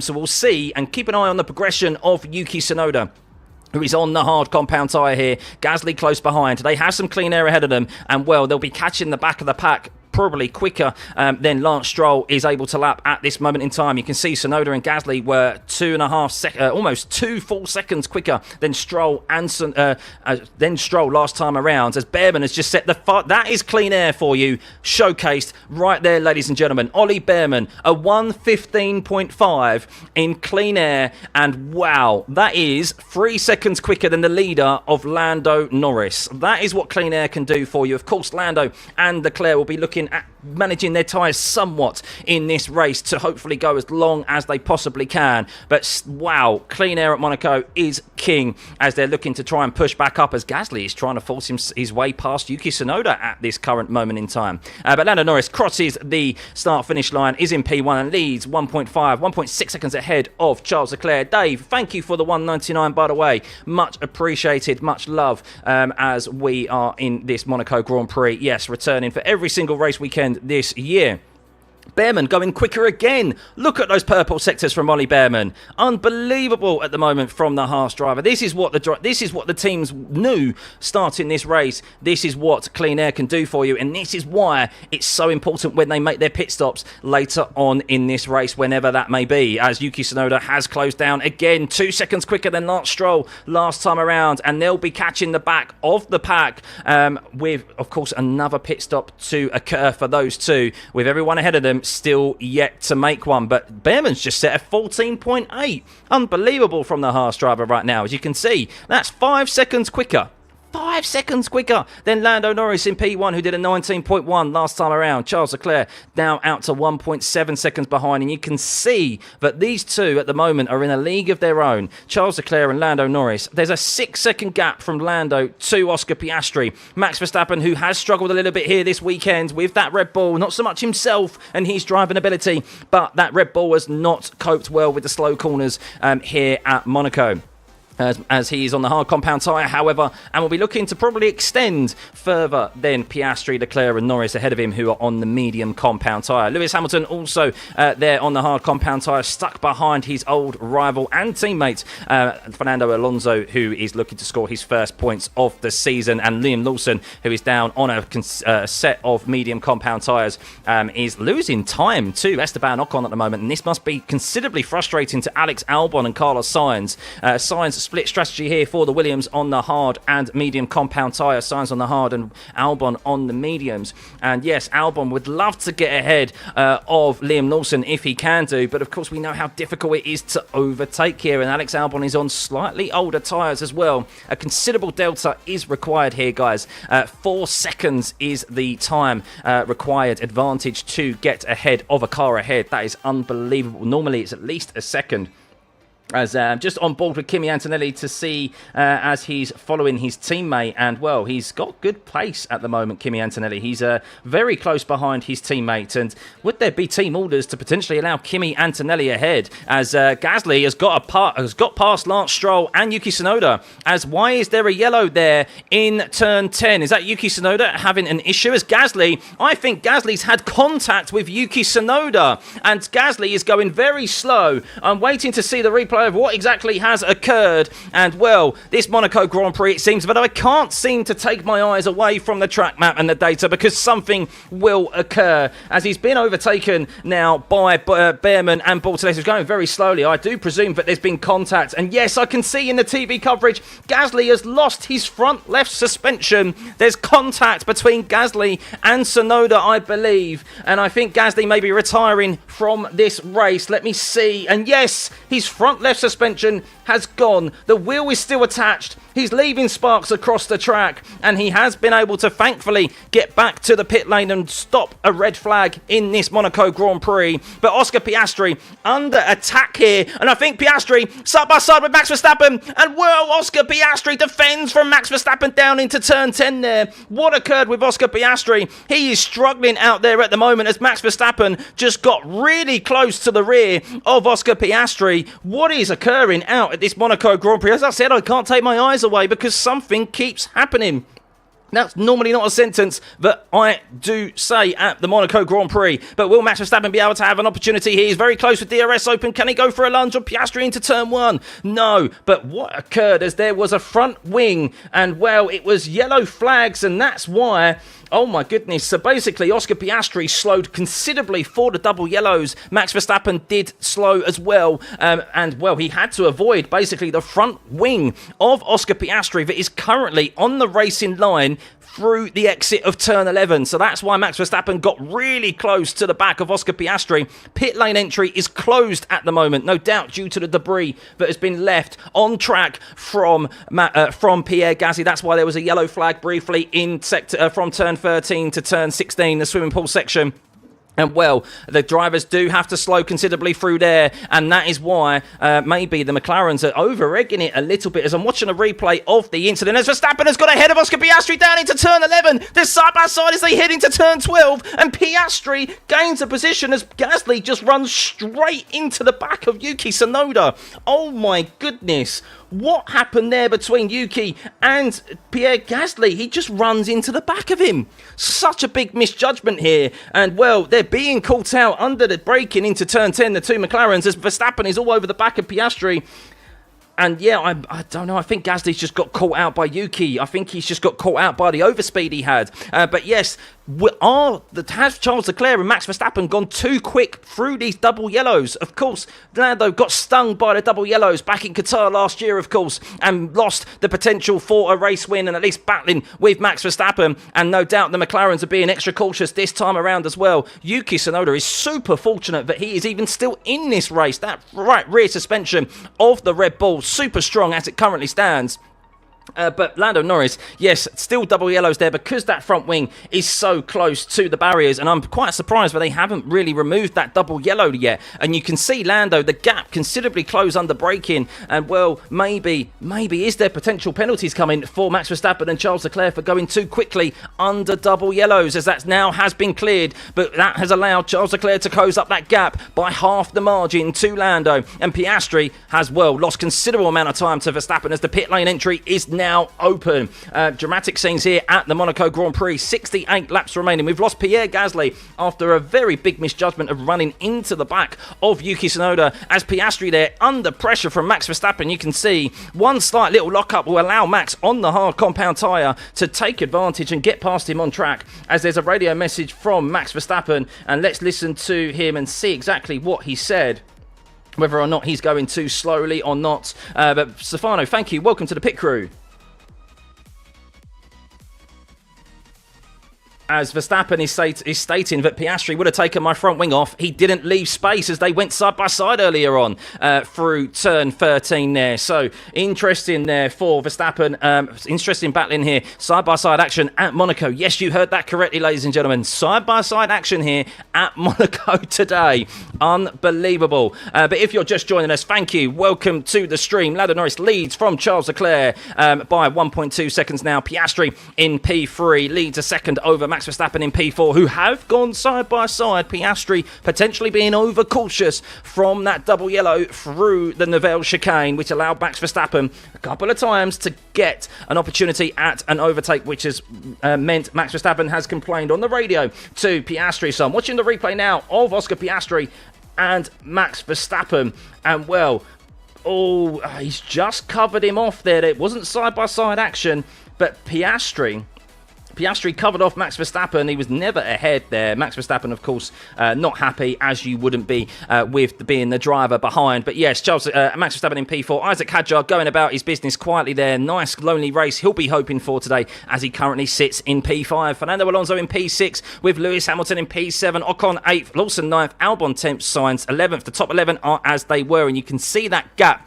that considerable gap at the moment, as Nico Hülkenberg dives into the pit lane. And he is the fourth driver to make a pit stop here. It was also Gasly who'd made a pit stop, but he crashed into the rear of Yuki Tsunoda. A very big misjudgment from him. I don't think Yuki broke any earlier than expected, so very uncharacteristic of the Frenchman, which has retired him from this race. But yes, the top 11 are as they were, but you can see that gap, that magic number. 20 seconds is the number for a free pit stop, but of course you want clean air to come out into and still head into, as Tsunoda and Gasly will be investigated after the race, causing a collision. And you can see the gap from Norris to Lawson right now. Well, that gap is 27 seconds. However, it is still only 7 seconds to Esteban Ocon. As Alonso is asking, do you think the car in front respected all the yellows? And that is something that I do think will be investigated by the stewards at some point, as there were numerous cars that did get on the back of those ahead, particularly Verstappen and Leclerc, of Norris and Piastri, as they considerably slowed for the yellows. But did they overly slow down? That will be the question. So, of course, there is a limit that they have to achieve to slow down by, and, well, you can be too cautious. But you can see there Lawson holding up Alex Albon and frustrating the Williams driver, as he has Sainz behind him. So Colapinto now diving into the pits as well, as they believe they're going to have some free air here. You can see Nico Hülkenberg, yes, he's got plenty of clean air ahead of him, and the thing for these drivers is that they do not want to be lapped by the time they make their first pit stop. But that gap increasing at the moment by a couple of seconds per lap. More so as Lando's turned on the afterburn, as you can see, a 1:15.988. The fastest lap at the moment actually belongs to Ollie Behrman, who made a very early pit stop and was on fresh, hard tyres in clean air. So that just shows how important clean air is. But these drivers still have to do some element of tyre management to ensure that they can go as long as possible and react to what potentially may happen. As Norris is being reported, Lando, we can see abrasion on the front left, but similar across all cars. So that is what they predicted was the graining occurring here as Isaac Hadjar pits. So Isaac Hadjar from P5 decides to pit, and where will he come out? Has he got enough of a gap ahead of his teammate? You do suspect he will do. It all depends on the pit stop of the RB team. Can he get out ahead of his teammate? Of course, we did predict today that teammates would be very helpful in their races, as Oscar Piastri goes fastest in the first sector, and Isaac Hadjar out into P8 clean air, and well, that is a very handy pit stop for RB, that is for sure. Liam Lawson doing God's work, holding up Alex Albon there, and well, will Lawson now turn on the afterburners as Hadjar's on the softs and pull out a gap to Alex Albon? Maybe that was the strategic decision all along for Liam Lawson, was just hold position, hold off, and create that pit stop gap for Hadjar, which he has done. And let's see if Lawson in clean air now will be able to pull out away from Albon, who's been frustrated for the first 15 laps here as Lando Norris approaches the last couple of corners and is leading by 2 seconds over Charles Leclerc, still yet to make a pit stop. They have a 30-second gap to Isaac Hadjar at the moment. 20 seconds is the pit stop lost time, but they would love Esteban Ocon to get a bit of a move on and pit out first. I think that's what they may be hoping for and waiting for. Norris, Leclerc and Piastri is for Esteban Ocon to pit, because he's losing considerable time to Hamilton there. You can see 1:16.5 last time around, lost half a second, and he's only 16 seconds behind Lando Norris, 17 seconds. So if Lando Norris was to pit right now, or Charles Leclerc, they would be catching Ocon at a fair rate of knots, and if Ocon was not to pit, then they would get stuck behind them, even with a much considerable faster car, as we mentioned. 4 seconds is the advantage that you need in tyres to get ahead here and have a potential overtake. Have Ferrari ever run Plan A? Leclerc says, what do you want me to do? You want me to keep pushing? We stay out? We let him go? Plan B, stay with Norris. Plan B, to be honest, Ferrari, I was expecting Plan E, Plan F. So the fact that you're still on Plan B is pretty good for Ferrari. So yes, they're trying to stay with him, but at the moment, Lando Norris 7 tenths quicker in that middle sector last time around to Charles Leclerc. Unbelievable pace through the middle sector the McLarens have at this moment in time. So, with 62 laps remaining, 62 laps, Alonso pits, so Ocon pits as well, and here we go.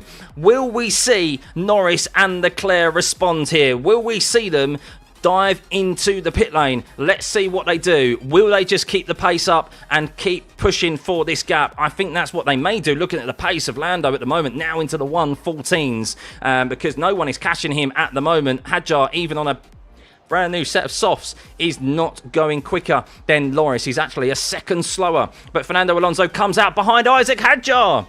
Isaac Hadjar holds on to that position. Sorry, I got excited there because I thought Alonso had maybe undercut Isaac Hadjar. No, Isaac Hadjar thankfully still holds on to that position, as Alonso was behind the Frenchman initially, as Hadjar was holding on to P5 quite comfortably before. So apologies for my raise of voice there and excitement of maybe a potential overtake in the pits. But Norris, another 6 tenths quicker again over Leclerc in that middle sector. That is where the McLaren is making up all this time on Charles at the moment. And I think Lando is on the attack here to try and build up a gap so he can get rid of his first mandatory pit stop. A 1:14.659, fastest lap of the race on a 17-lap-old mediums, as Charles Leclerc 3.5 seconds further back in P2. Piastri in P3, 6.7 seconds back from Lando Norris. Verstappen is in P4. He did have an opportunity to try and overtake Piastri, but Piastri covered him off as Leclerc responds to Lando Norris's fastest lap there last time around with a fastest first sector.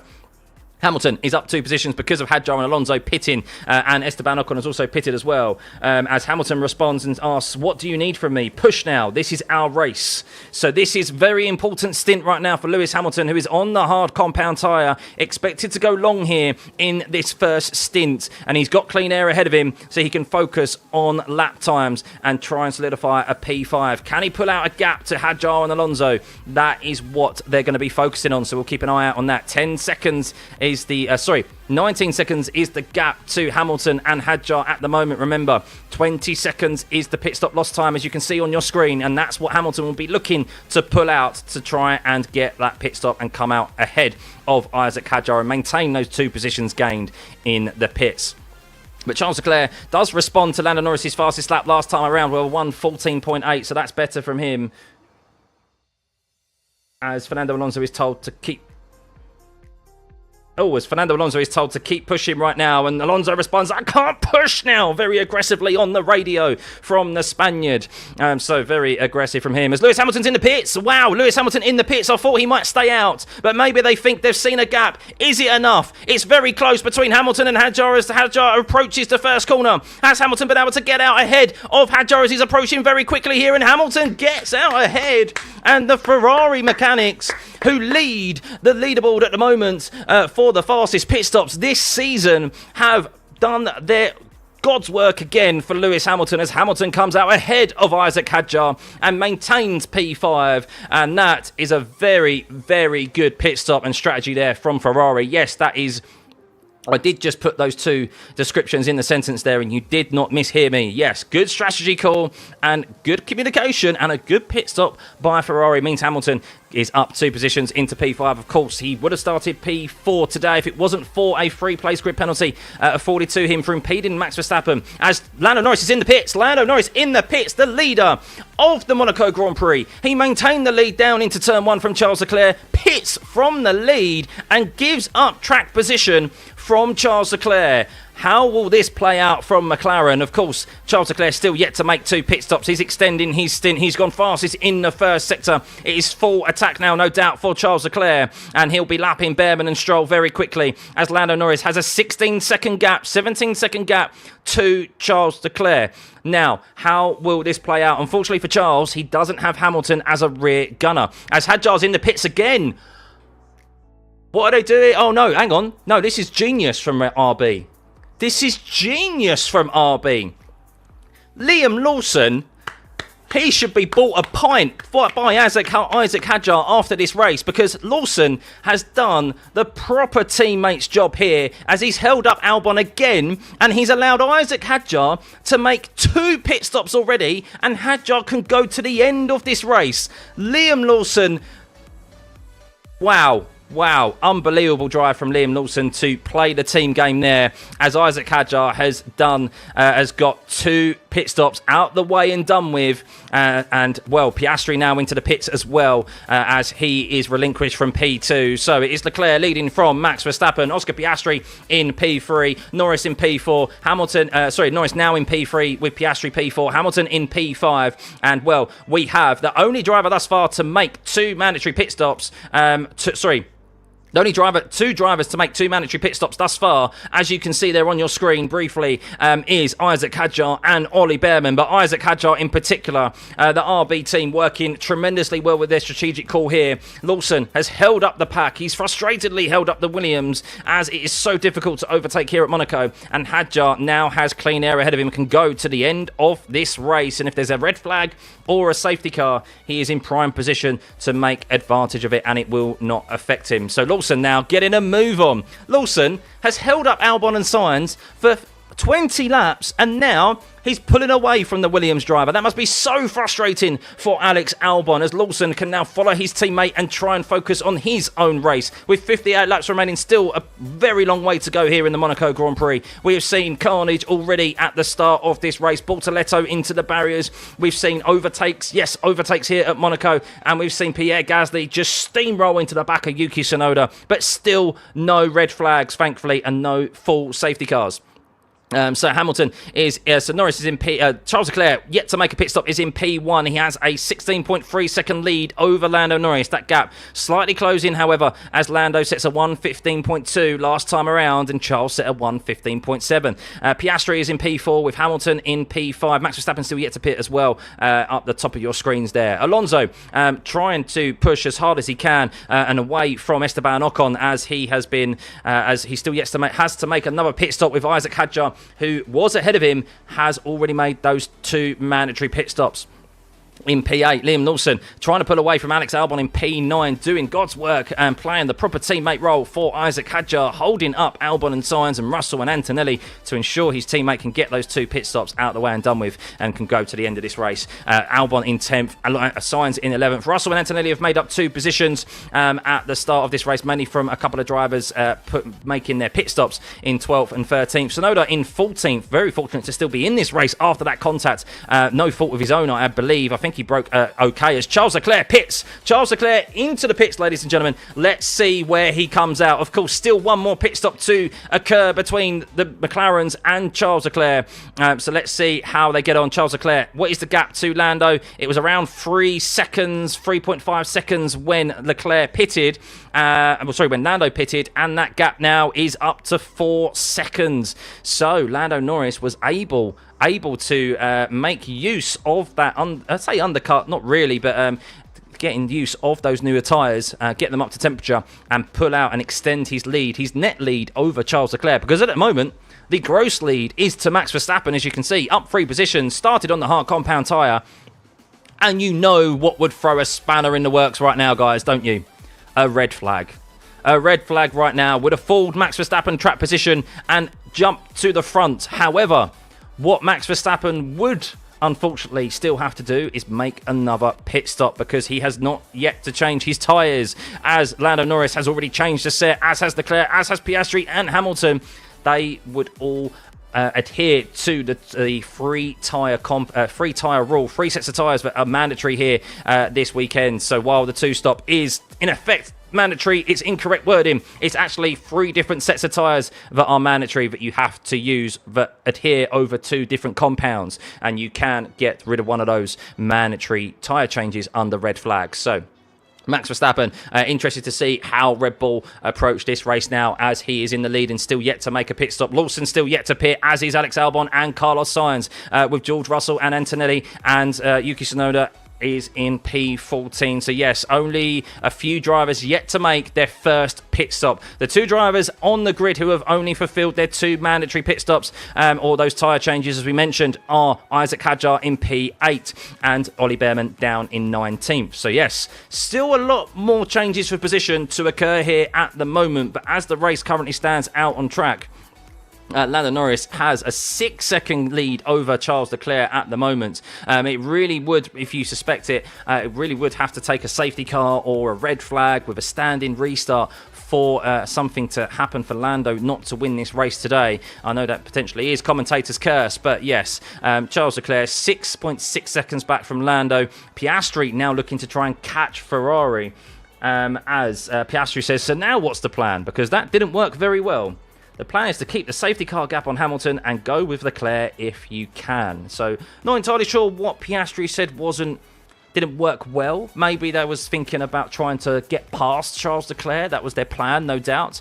But Piastri just hasn't shown the pace here today to try and get ahead and stay even with Charles Leclerc. But we'll see, as last time around, as Charles Leclerc on his second lap on his set of hard compound tyres will be probably in the decent temperature window as it currently stands, and will be starting to decrease his lap time. So we'll keep an eye on that interval with Piastri and Leclerc. But Verstappen, what is the approach of Red Bull? Still yet to make a pit stop. Is he going to extend, or is he going to wait till he catches Behrman and Stroll and the pack behind? Of course, he is the leader. Blue flags will be thrown, but it's still essential time that will be lost here at this tight Monaco circuit. What is Red Bull's plan here? Where would he come out right this second? Well, he will still, I think, come out ahead of Lewis Hamilton, as that gap to Max Verstappen is 25 seconds. 20 seconds is the pit stop lost time, guys, remember.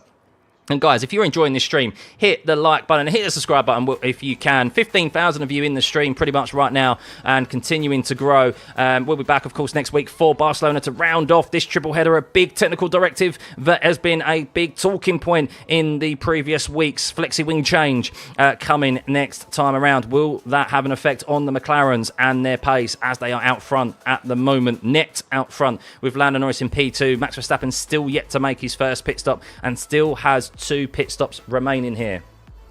Do I think Aston, more specifically Alonso, can fight for the midfield late in the season? If they bring continued updates, yes, they can. As it currently stands, it looks like Monaco and Imola were improvements for them, as Adrian Newey has insisted that he's been working on the car in his lunch breaks, but his full focus is on 2026. But as I mentioned, Charles Leclerc now got his tyres up to temperature. He's brought them in, and you can see he responds to Oscar Piastri with a fastest first sector there for him. 3.1 seconds is the gap to Oscar Piastri now, and he'll be looking to hopefully close down that gap to Lando. Turn that off. Yeah, the fan, yeah. Ooh, Max coming up to a group of cars ahead of him could slow him down a bit. Yes, as blue flags, right on cue, has been thrown for Ollie Behrman as Behrman moves out of his way. Behrman, one of the two drivers out there at the moment who has adhered to the two pit stop mandatory rule that has been introduced here today for this weekend at Monaco. And I tell you what, it has spiced things up a bit, because if this was a standard Monaco race, guys, we would be pretty bored by it right now, I think. Not going to lie to you guys. So yeah, we would be pretty bored with what is occurring out on track, because there's not much on track action happening at this moment in time. We are keeping an eye out on the gaps, though. That is where it is interesting. So we will keep you up to date with those, as Hadjar has been caught by Liam Lawson, it seems, at this moment in time. So we will see what occurs with that gap, as Lawson, maybe Hadjar trying to drag Lawson with him, as Alex Albon has pulled. So you can see Carlos Sainz here now. Okay, so this is what is happening right now, guys, is that Carlos Sainz is doing exactly what Liam Lawson did for Isaac Hadjar. He is backing up the pack, and he is trying to build a pit stop window for Alex Albon. That is what he's doing right now, as Lance Stroll moves out of the way of Max Verstappen, as Ollie Behrman tries to utilise that and sneak up the inside of Lance Stroll. Is he going to be able to do so? No! Stroll sees it coming, and he can't do what Max Verstappen did all those years ago and utilise the lead car and use blue flags to his advantage to sneak a few extra positions. But yes, Carlos Sainz backing up the Mercedes at the moment, and there's nothing that the Mercedes can do about it. A 1:19.3 last time around for Carlos Sainz, whereas Alex Albon did a 1:17.2. A 2-second advantage there, Alex Albon over Carlos Sainz. So yes, Carlos Sainz playing the team game here, but how he would love to be in Albon's position more so than playing this team role at the moment. But at Monaco, it is what it is. But Oscar Piastri gets past Colapinto with that blue flag waved for him, as Bortoleto did come out of the pit. Blue flag waved. Yes, it was blue flag wave for Colapinto, but that's because Bortoleto and Colapinto have made their second pit stop, I believe. Yes, so they have made their second pit stop, but Bortoleto, no doubt, will have to make another pit stop, as he is on the soft compound tyre. He's definitely not taking those C6 compound tyres to the end of the race with 51 laps remaining. But Sainz, let's see this lap time from Sainz as he crosses the start-finish line. That gap to Sainz and Albon at the moment is 8.7 seconds, and it needs to be a lot larger than that, around 20 seconds, for Albon to get that free pit stop, as Sainz comes across the line and sets a 1:19.5. So 2.5 seconds pretty much there gained, or lost, shall we say, for Carlos Sainz on Alex Albon there, doing proper playing the teammates' role. As Verstappen is in the pit lane, where is he going to come out? So let's see where the Red Bull driver comes out. Is he going to come out ahead of Lewis Hamilton? You do suspect he will, as Lewis Hamilton did do a 14.533 last time around. And yes, Verstappen slots in between Piastri and Hamilton. All the front four still yet to make a second pit stop, but they've made their first pit stops, and Verstappen is on the medium compound tyre now. So let's see if Verstappen can keep the pressure on Piastri and potentially get a P3 here. He could get up to the back of Oscar Piastri and force, when they make a pit stop, he may have the pace on that medium compound tyre to come out side by side with Piastri, or stay ahead of him when it comes to the pit stop and do the overcut. So we'll see there. Red Bull, of course, always quite aggressive and very good with their strategy calls.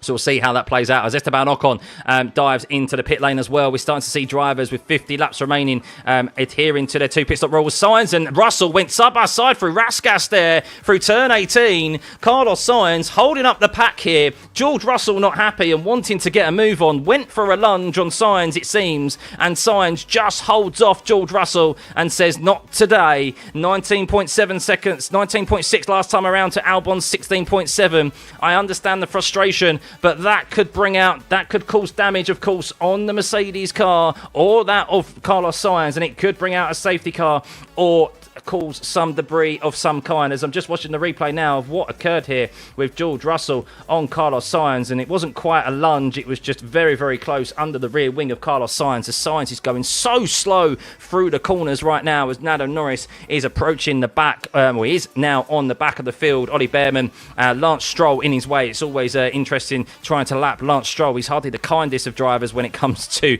being lapped, but he should do as they head down into turn 10.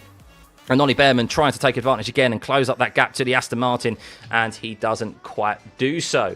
But yes, guys, I hope you are enjoying the stream. Hit that like button and that subscribe button if you can. Over 15,000 viewers at this moment in time. Let's get this stream to 45,000 subs, can we? Much appreciated, guys, and we'll be back, of course, next week as well. If you are just tuning in, guys, what has happened in this Monaco Grand Prix race, as we are not even halfway through this 78-lap race at the moment? Well, Lando Norris led into turn 1, but only just after he considerably locked up into the first corner, as Lando Norris is complaining, why are there no blue flags at the moment, as Charles Leclerc overtakes Ollie Behrman. I'm seeing blue flags on our data, Lando Norris, but maybe it's not being displayed on the trackside panels. But yes, Lando Norris, he didn't get the best of starts, but it was good enough, and Leclerc wasn't good enough to get ahead of Lando Norris into the first corner. Lando did lock up massively, and Charles Leclerc had the awareness to see him and slotted in behind. The top 11 were as they were, but then we had a very early virtual safety car after Antonelli and Bortoleto traded places through turn 6, the Mirabeau hairpin, and then down into turn 8. Bortoleto shoved out of room after Antonelli regained the position. Nothing untoward there. Then later on we had a double yellow flags through turn 11 when Gasly just drove straight into the back of Yuki Tsunoda, completely misjudged his speed in his Alpine, and Yuki Tsunoda is still very lucky to be continuing in this race, as it was a fair old whack, but broken front left suspension, and yes, that is where we are at this moment in time. Only a couple of drivers have completed their 2 mandatory pit stops, Isaac Hadjar being one of them, after Liam Lawson played the brilliant team role of backing up the Williams down up in 8th position at the moment, and Hadjar has already conducted his 2 mandatory pit stops, and well, he'll be looking to get ahead of Fernando Alonso, who is in P6. Hamilton has already launched Isaac Hadjar, but with that pace that he has, even with that second pit stop, he will maintain that 5th place position.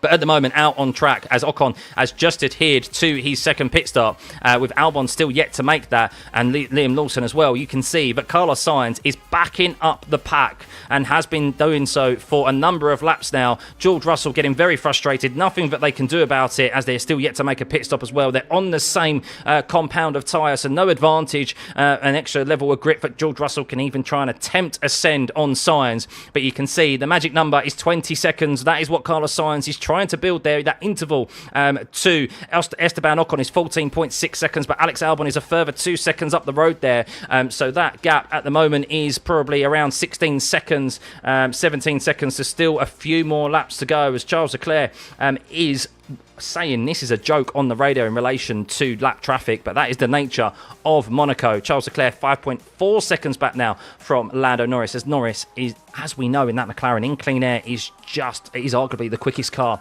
out there. To have a chance at the McLarens, you need to get ahead of them and let them eat your dirty air, but unfortunately for Charles Leclerc that hasn't been the case today. But with 46 laps remaining, there's still a lot that can occur in this Monaco Grand Prix, as Lawson pitted and comes out ahead of Carlos Sainz, and you can see there that soft compound tyre. No doubt a similar strategy going to be deployed here by the RB cars to get their 2 pit stops out the way and done with pretty quickly, and we'll see how long Liam Lawson is going to be able to last on that soft compound tyre. And it's only at the moment Albon, Sainz, Russell and Antonelli who have yet to make their first pit stop. Albon, of course, hoping his teammates can build up that gap from himself to the Mercedes teammates, so he has that free pit stop. And here we go, pulled the trigger, Williams. Let's see if this has worked. Let's see if Sainz has done God's work and held up the Mercedes enough as Albon is into the pit lane. A good pit stop now for the Williams team as they make their way through the swimming pool section. And Sainz, no doubt, has been considerably slow.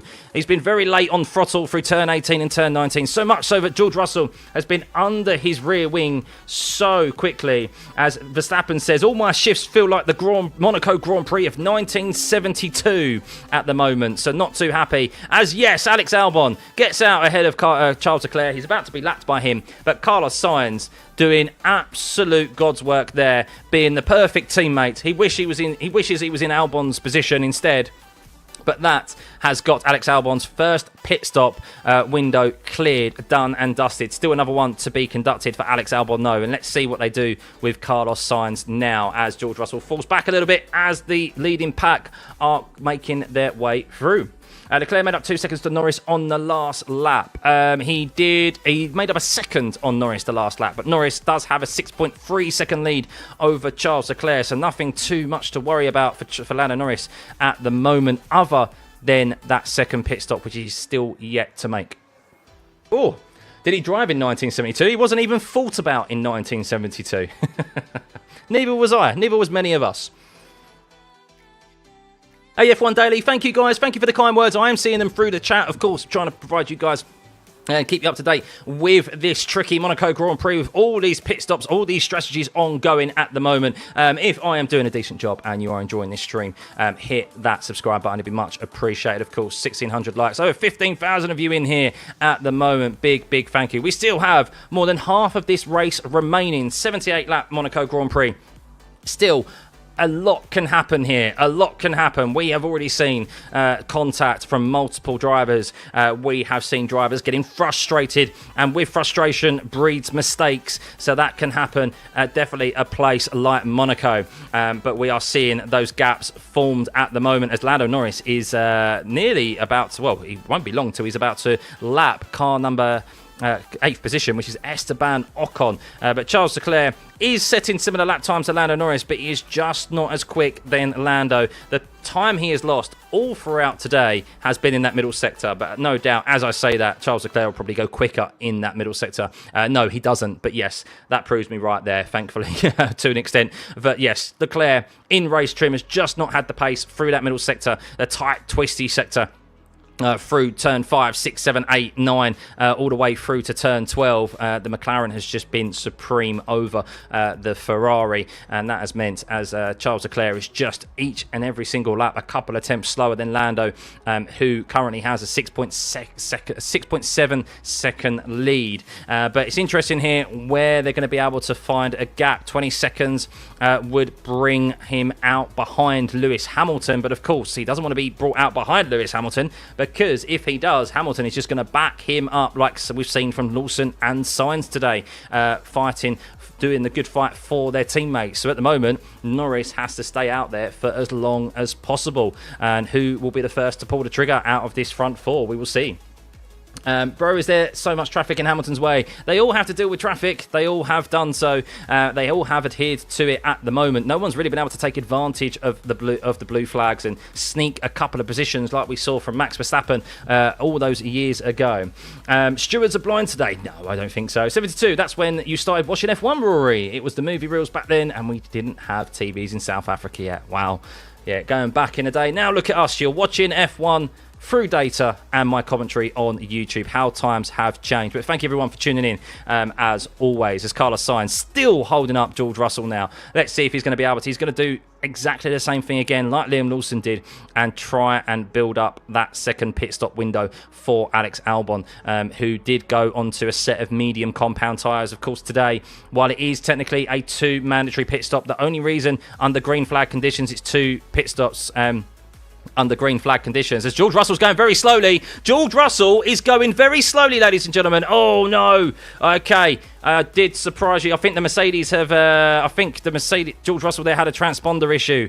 Woo, I got a bit loud there. I'm sorry for frightening you guys. As George Russell, his transponder there started to drop through the pack on the start-finish straight with that mechanical issue that he had yesterday. I thought it was rearing its ugly head again, but no, it was just his transponder having a slight delay there as he headed his way up into turn one. George Russell's transponder has been the biggest failure this year, I think, in F1. If you remember back to the Bahrain Grand Prix, as he lets Lewis Hamilton, his former teammate, by in the Ferrari, and well, I tell you what, that has not been said too often this season. George Russell letting Lewis Hamilton by. Yes, not fighting for position, letting him by as the Mercedes are down in P12 and 13. They are going long. There's nothing that the Mercedes can do. They're stuck here at the moment behind Carlos Sainz. They're at the Spaniard's whims as he is holding them up and creating that second pit stop window for Alex Albon, which they will be behind him for quite a few laps still, because that gap is only at 9.7 seconds at the moment. But Bortoletto makes another pit stop, his third pit stop for today.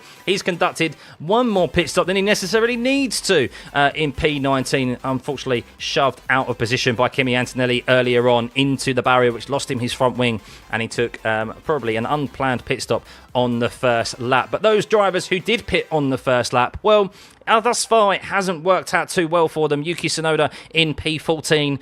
We have Ollie Behrman in P17. And we have a yellow flag. Fernando Alonso is off in turn 18. I say off. He's into the barriers. He's most definitely locked up. And, well, has he been able to stop it short of the barriers? And will he be able to get going again? Is there damage? It's right at the pit lane entry. And Fernando Alonso at this moment in time is not moving. What is going to happen here? He has to be very careful. Of course, he cannot reverse back into moving traffic, as he has no doubt locked up and gone straight on into turn 18. An uncharacteristic mistake from the veteran. And, well, no.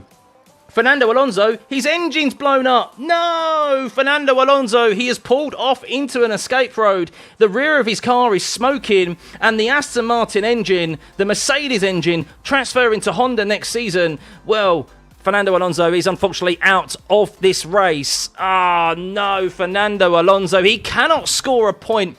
He cannot score a point to save his life at the moment, can he? So close last week in Imola, a one place short of it in P16. But Fernando Alonso has moved off into a safe area.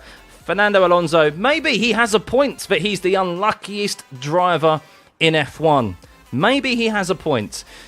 Oh, unbelievable there for Alonso. He was absolutely...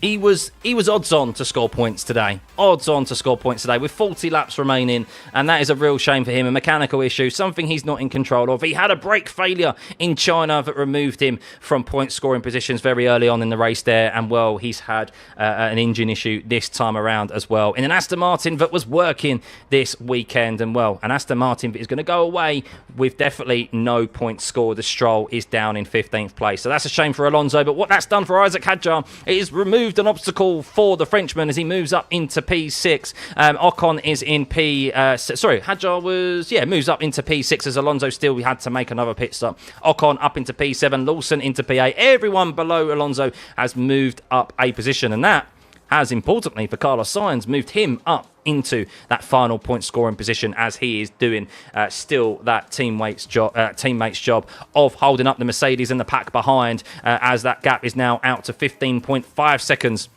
for Sainz and Alex Albon. Nearly another pit stop window. Lando Norris was being reported. Lando, the gap to Leclerc is 0. If we can use... Sorry, I caught the end of that message. What do you mean the gap to Leclerc is 0 if potentially there's a safety car, I think. But at the moment, he's going... Oh, actually, I'll say that. Lando Norris has lost a bit of time to Charles Leclerc, as Charles Leclerc is putting on the afterburners here and is closing up to Lando. 3.8 seconds is the gap now from Leclerc to Lando Norris. Where has that occurred in all of the hoo-ha with Fernando Alonso there? Charles Leclerc has quietly been going about his business and cutting into the gap that is Lando Norris. Now, Lando Norris' last lap around was 1.2 seconds slower, but that was primarily due to navigating his way past Esteban Ocon, a lap car. But Lando Norris, yes, maybe just thinking about tyre management and trying to extend his hard compound tyre to the end, not to the end of this race, but maybe close to the end of this race. We do have 38 laps remaining, of course. We know how difficult it is to overtake here, but Charles Leclerc is not any man. You do suspect that he will send it up the inside at Lando Norris at the first opportunity. Lando is thinking big picture, World Championship. Charles Leclerc, with respect to him, is not in the World Championship fight this year. This is the race that matters the most to him. And, well, if he is going to go for it at any track, it's going to be here. So we will see if he's going to be able to close that gap on Lando Norris. But Lando seems to have just pulled out a bit more of a healthier gap in the middle sector again that time around, of 34.9 compared to Leclerc's 35.4 as he approaches Esteban Ocon. But he has blue flags, and no doubt Ocon will let Leclerc through down into turn 1, or maybe he won't. But Sainz, let's see that gap to Alex Albon. Alex Albon in P9 at the moment, 2 seconds back from Liam Lawson at the moment, who is in P8. It could be a double points finish for them, as yes, Liam Lawson and Alex Albon together, they've seen that gap to Carlos Sainz. Lawson, well, thank you. He'll also be buying a pint for Sainz. He'll be bought a pint by Isaac Hadjar, but I think he'll also be buying one for Carlos Sainz as well, as Sainz has held up the pack there and created a gap for both himself and Alex Albon. And, well, barring a decent poor pit stop, Lawson will come out and maintain that position ahead of Alex Albon. And will they be on the hard compound tyre to the end of this race? Yes, they will, as you can see there, as Carlos Sainz can now focus on his race with himself yet to make a pit stop. 40 laps on this set of hards. Has that affected his race at all? You do suspect it has done, but that is what you get here at Monaco, and for not out-qualifying your teammate. But Sainz, let's see how quickly he can go now. Will he just extend this? Because with Tsunoda very close behind him, he has made 2 pit stops already, Yuki Tsunoda. So he has adhered to that rule. And once Sainz, Russell and Antonelli move out of his way, Tsunoda will be in P10. He will be in that last point scoring position. So what would be handy now for Sainz would be a red flag, but not at this moment in time. Even then, he'd still have to relinquish position to adhere to that tyre compound change rule. So, yes, Carlos Sainz seems like he sacrificed his race for Alex Albon as it currently stands. But Lando Norris, P1, 5.2 seconds now. So, yes, Lando Norris, he did lose a lot of time to Charles Leclerc over the last few laps, but maybe he was just managing his tyres. I've got past Esteban Ocon, and, well, that gap is now out to 5.4 seconds. A 15.1 last time around for Charles Leclerc, as Norris did a 14.4. Normal service resumed. Oscar Piastri, a 14.137 for him at the moment, as he is being trying to be chased down by Max Verstappen. The gap to Lewis Hamilton, well, importantly for Lando Norris, is that there is a clear pit stop window from him to Lewis Hamilton at this moment in time. Sainz didn't pit to help teammate, but what's with either of Mercedes? Sainz didn't pit, he held them up to help his teammate. So that's what he did, similar to what Liam Lawson did, because you could just go as slow as you want to at Monaco. And that's what we saw Liam Lawson do for Isaac Hadjar, and that's what hence why Isaac Hadjar is 45 seconds ahead of Esteban Ocon, and well, he's basically where is he? Yeah, Liam Lawson is half a lap down, basically, more than half a lap down on his teammate, because he held him up, held the pack up so much behind him, as Hadjar could get his 2 pit stops out the way and done with very early, and only Hadjar has lost positions to a quicker car in Hamilton, as Sainz is now been given. Hang on, why did Sainz has got ahead of Albon? No way. Are we seeing Albon? No way. Oh my God, Williams, you absolute geniuses. Oh, you absolute, excuse my language, shithousers. Sainz and Albon have just switched positions. So Albon is now going to hold up the Mercedes in the pack behind and return the favour to Carlos Sainz. Oh, W's in the chat for Williams. Oh, that is an absolute genius. James Vowles, you absolute legends. I did not see that coming.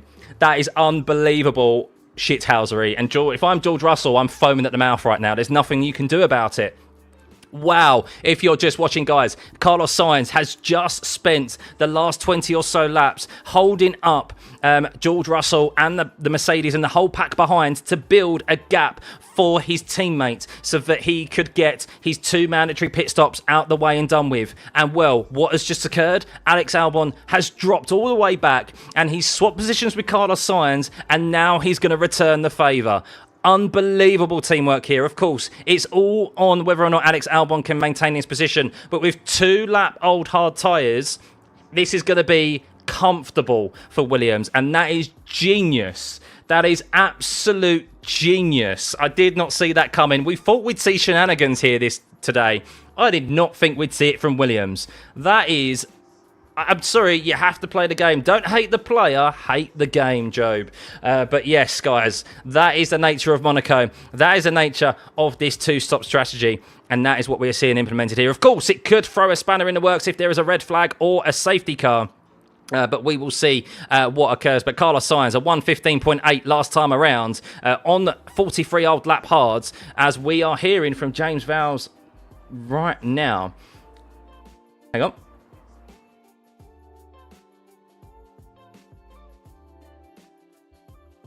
Car behind is now Sainz, is what Liam Lawson is told. As Lawson says, why are they doing that? To give themselves a pit stop. So everyone's a bit surprised by the swapping of positions for Alex Albon on Carlos Sainz. So yes, very intriguing there. So Sainz is going to try and chase down Liam Lawson, and he will just try and build up a gap. So Lawson, I think, is safe for a P8 at the moment. But yeah, that is, you have to play the game at Monaco. It's unlike any circuit on the calendar. So saucy James Vowles. He comes across as quite timid, but he's very methodical. He's very analytical, and no doubt he would have schemed this last night with the engineers, as Alex Albon holds onto the position as George Russell tries to get past him there, as Nico Hulkenberg dives into pit lane to get rid of that last pit stop. But at the moment, let's have a rundown. With 33 laps remaining here, is Lando Norris leading 6.1 seconds now. He's returned that gap to its position from not too long ago to 6 seconds. Charles Leclerc in P2. They're still, all the top four are all still yet, the top five, sorry, are all still yet to make a second pit stop here. They're the only drivers yet to be lapped. So intriguing times still remaining in this race. Leclerc is in P2, 6.3 seconds back now from Lando Norris, as Piastri is in P3. But Piastri is getting caught by Max Verstappen. I think Piastri has just lost a considerable amount of time there trying to lap Esteban Ocon and Isaac Hadjar, and that's allowed Verstappen to close the gap down on that set of mediums down to 1.3 seconds, arguably the closest out there at the moment. Hamilton up in P5. He is kind of just running a bit of a lonely race here. Of course, his race was pretty much ruined after that, receiving that free-place grid penalty yesterday by impeding Max Verstappen. With Isaac Hadjar in P6, he has made his 2 pit stops already, so very good going for Isaac Hadjar. A good haul of points on offer for both the RB drivers, with Lawson in P8, only separated the 2 RB drivers by Ocon in P7. However, Ocon has got very close, within a second now, of Isaac Hadjar, so we'll see how that plays out. Isaac Hadjar's 10-lap-old hards compared to Esteban Ocon. Esteban Ocon, I believe, has also done 2 pit stops. So, yes, they are racing properly to the end here at the moment. So, we'll keep an eye out on that battle, as it's very close out there, and they're fighting for P6. Carlos Sainz in P9, as we mentioned, doing God's work to hold up the pack behind in Russell, Antonelli and Tsunoda and so forth, to give 2 free pit stop windows for Alex Albon. And, well, Albon is now returning the favour and trying to hold them up. That gap at the moment from Sainz to George Russell is a bit difficult to tell, but at the moment you can see there the gap is 12 seconds to Sainz and Albon, so that needs to be around another 10 seconds or so, another 8 seconds. So before Sainz can make that pit stop, that 20-second pit stop.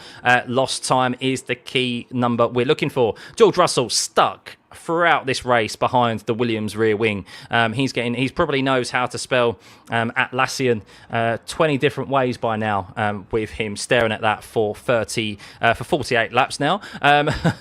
Antonelli, very good to still be in this race, I guess, to an extent, after he regained the position early on the first lap from Bortoletto, after losing it at Mirabeau. But yes, the Mercedes have been stuck. They're just going long. They've got nothing to lose, I guess. Tsunoda has already made his 2 pit stops. It's in P13. Very fortunate to still be in this race after Gasly drove straight into the back of him and broke his front left suspension. Not sure how Tsunoda's still in this race, but he's in P13, and he is probably going to finish just short of the points, as Piastri's in the pits. Okay, so we have our first pit stop out of the top 4. Oscar Piastri into the pits. There is a gap from him to Lewis Hamilton, as we mentioned. That gap is over 20 seconds, so this is going to be easy for Piastri to maintain P4 here. And, well, I guess Max Verstappen now, let's see what he can do in a bit of clean air, but it's not quite clean air as they're approaching.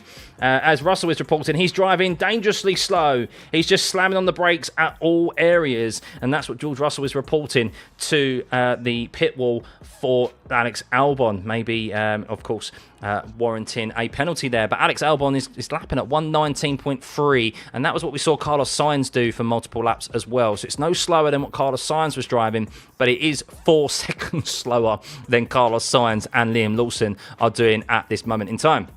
But Verstappen has a bit of clean air. Is he going to be able to utilise it? He was, how close was he to Oscar Piastri as Charles Leclerc dives into the pit lane, no doubt to respond to Oscar Piastri. He had a comfortable lead to Oscar Piastri though. But let's see, that Max Verstappen, will he pit or will he just stay out there and maybe hope for a safety car? We still have 29 laps remaining. If he puts his foot down now, could he potentially do the overcut? Okay, push, go on, let's go, Max, is the message from GP, his engineer. So, yeah, we'll see. As Charles Leclerc, that isn't full position with Isaac Hadjar, as they have lapped him. The top 5 drivers have lapped the rest of the field, sometimes multiple times, as you can see there. Alex Albon has been lapped twice. As Norris just made his way through that pack and makes his way through the tunnel down to the Nivelle chicane. So, yeah, let's see how Max can get on here. As Max Verstappen is reported, it was a quick pit stop by McLaren, but we now have a safety car window open. So yes, that's what they will be doing now. They'll be pushing Max now to try and go as long as possible. And if there's a safety car, well, remember it is a 8-second advantage over. Yeah, it's an 8-second advantage as Lando Norris responds as well. And Max Verstappen, I think, may take the lead here. Maybe not. We'll see how quick Lando Norris's pit stop is as Carlos Sainz. Does he get ahead of George Russell? As Russell, sorry, apologies, I missed there, but George Russell got past. We saw an overtake. George Russell got past Alex Albon, and Sainz stays ahead of George Russell. So good news there for Sainz. But Verstappen takes the lead of this race. And as we were mentioning about a pit stop window, sorry guys, the safety car window, of course, if you pit under safety car, it's a cheaper pit stop because everyone is going slower out on track, and that's what they meant with that 9-second gap to Oscar Piastri, but that could be disappearing. We will see. But yes, George Russell actually got ahead of Alex Albon out on track, and I'm still yet to see exactly where the replay occurred. The TV direction missed it, supposedly, so I'll let you guys know how that happened. Most probably happened down into turn 10 or something. George Russell sending it and getting frustrated on Alex Albon, or maybe it was by design to let him go through. As a turn 10 incident involving Russell leaving the track and gaining an advantage. So no doubt George Russell, clever by George. He's gone for the send on Alex Albon down into turn 10. Even if he gets a 10-second penalty for gaining an advantage, that 10-second penalty can be nullified out on track rather than being stuck behind Alex Albon, and as he was losing 4 seconds a lap to Carlos Sainz at the time. So that is clever decision making from George Russell there, utilising the system to his advantage. Alex Albon says, I think he's going to take the 5-second penalty, but I think it will be 10 seconds. So that will have to be a loophole that is cut off, you would suspect, in the future. Yet to see a replay of whether or not he tried to even attempt the overtake or if he just went straight through. We will see. If it's deemed dangerous, then I imagine they may take a more serious look at that. That's the whole reason why that chicane is there in the first place. Still yet to see an actual replay of it. The TV direction are taking their time, so I'll let you guys know exactly how that transpired. But Carlos Sainz in P9 on the medium. Well, George Russell still has to make a pit stop, though. 2 pit stops, so they're probably going to go to the end of this race. So we will see. Easy win for McLaren, it does seem at the moment. Adam, thank you for the lovely words. Guys, if you want to... Here we go. So watching the replay. And just looking what happened. Oh, George Russell. You sneaky little boy, George. He didn't even attempt it. George is just trying his arm, and I can't blame him. He didn't even attempt it. He literally just went... I'm seeing him go for the chicane. I'm not even alongside. I'm just going for it. As Russell on the radio says, avoiding a collision on... He comes on the radio and says, he goes, avoiding a collision. I avoided a collision. And I'll take the penalty, as there's a penalty, a drive-through. Oh, no, George, that's massively backfired. They heard him on the radio and went, oh, you'll take the penalty, George. You'll take the penalty. Have a drive-through. Have a drive-through. That is worth, well, that is worth probably about 30 seconds, 35 seconds. I guess you can't blame a guy for trying, ladies and gentlemen. I guess you can't blame a guy for trying. But yeah, when you watch it back, there was no attempt at an overtake whatsoever. As Alex Albon is overtaken by Antonelli now. Well, as Antonelli decided to do the same thing, could we see double drive-throughs from the Mercedes?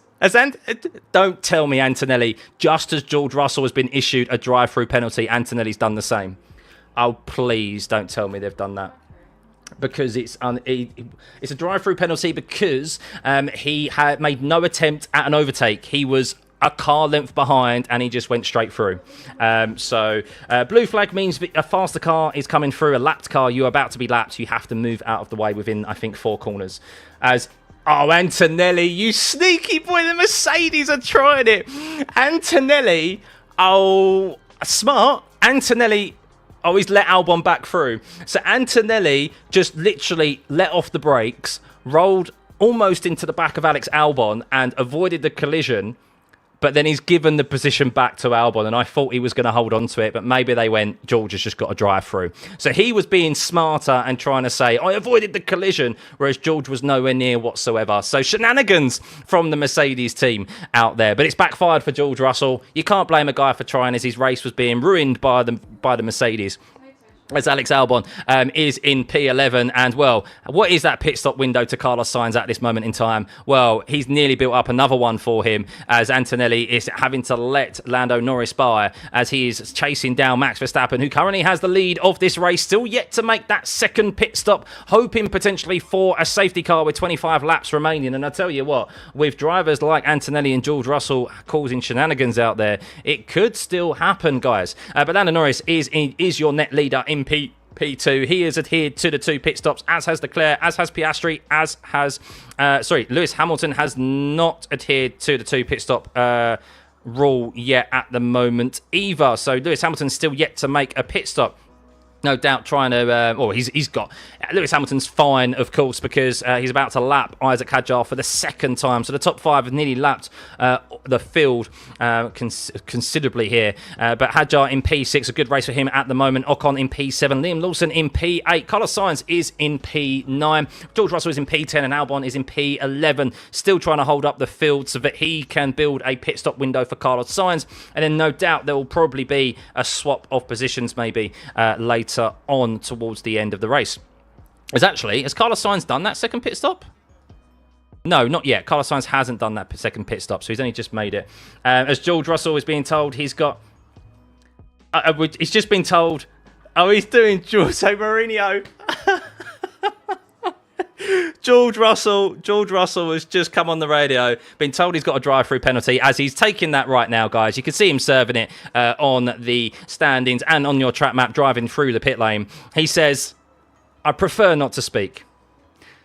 If I speak, I am in trouble. George Russell. He has to speak it.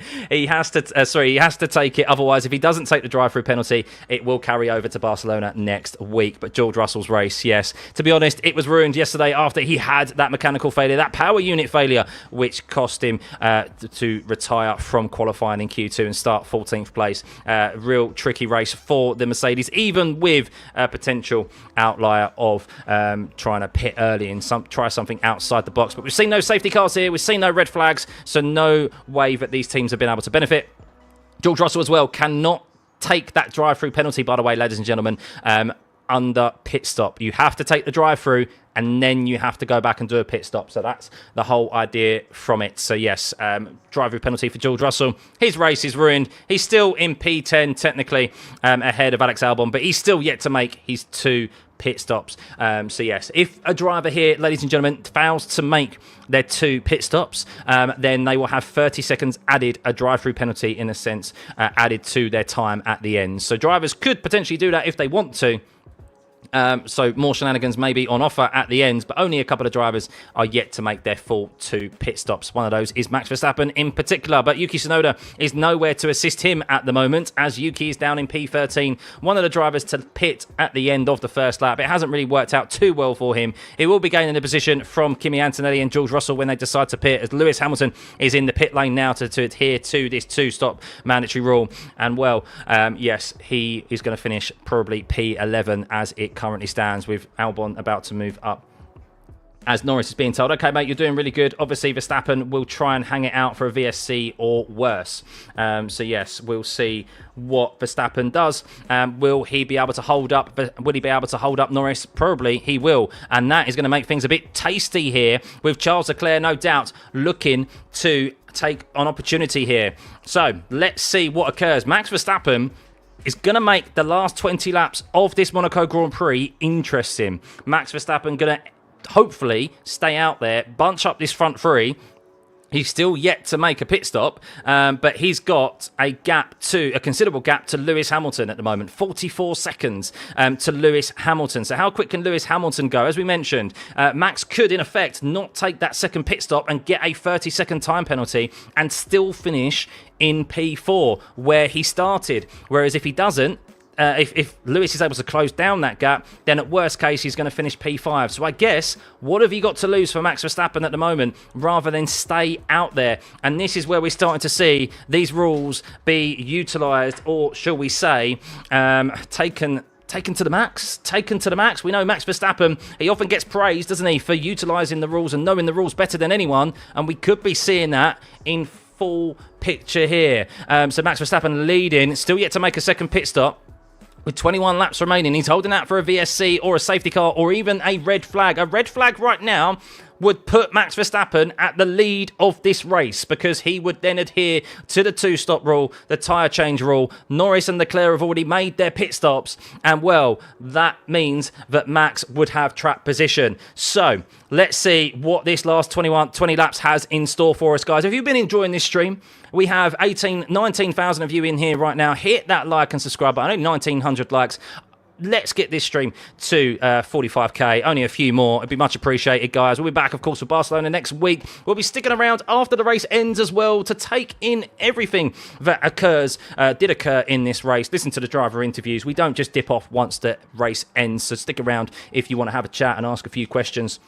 We will see. The weather is nice outside, Camille. I know, but it's better with me. You can still go outside and take me with you if you're on a mobile device. And if you're on a mobile device, you can hit the join button and join as a member and support this channel further. So big thank you, guys. But with 20 laps remaining of this race, yes, Max Verstappen leads from Lando Norris. Charles Leclerc is in P3, but they are separated by 1.6 seconds at the moment. You can see that the DRS is activated for Norris and Charles Leclerc. And I think the worry for Lando Norris will not be winning this race right now. It will be Charles Leclerc sending it on him, because Charles Leclerc wants to win this race more than any on the calendar. And well, with respect to him, he's not in this Drivers' Championship this year, is he? Lando Norris has to think bigger picture. The last thing he wants is contact, and Charles Leclerc probably knows that in the back of his mind. If I'm Charles Leclerc, I go for it. But let's see what is going to happen here.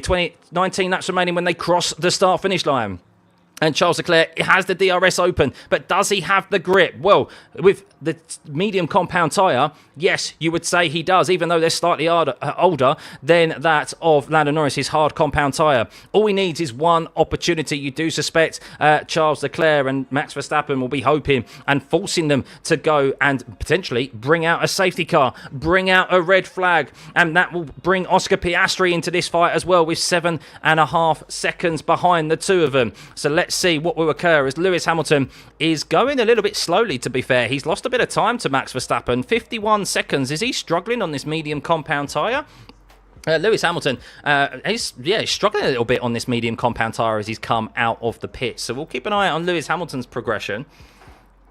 But I don't think he's going to get involved in this race as it currently stands, unless they're lapped. But yes, the front three are separated by 1.3 seconds. And I know, as we saw last year, we saw it very close running between Charles Leclerc and Piastri. But Lando Norris, we know that McLaren isn't the best in dirty air. We said it at the start. Lando, he needed to win as Charles Leclerc is very close here. Is he going to go for a lunge down into Raskas? No, he's not close enough, but he's very close. He's under half a second, and well, he needs that run out of the swimming pool, or he needs a decent run out of the last corner, but we know the rear traction of the McLaren is very good. As you can see, Piastri now gaining time, hand over fist, a purple sector in the middle, and a purple lap of 13.7. This is going to be a front four battle very soon, as Oscar Piastri is catching him 2 seconds per lap at the moment.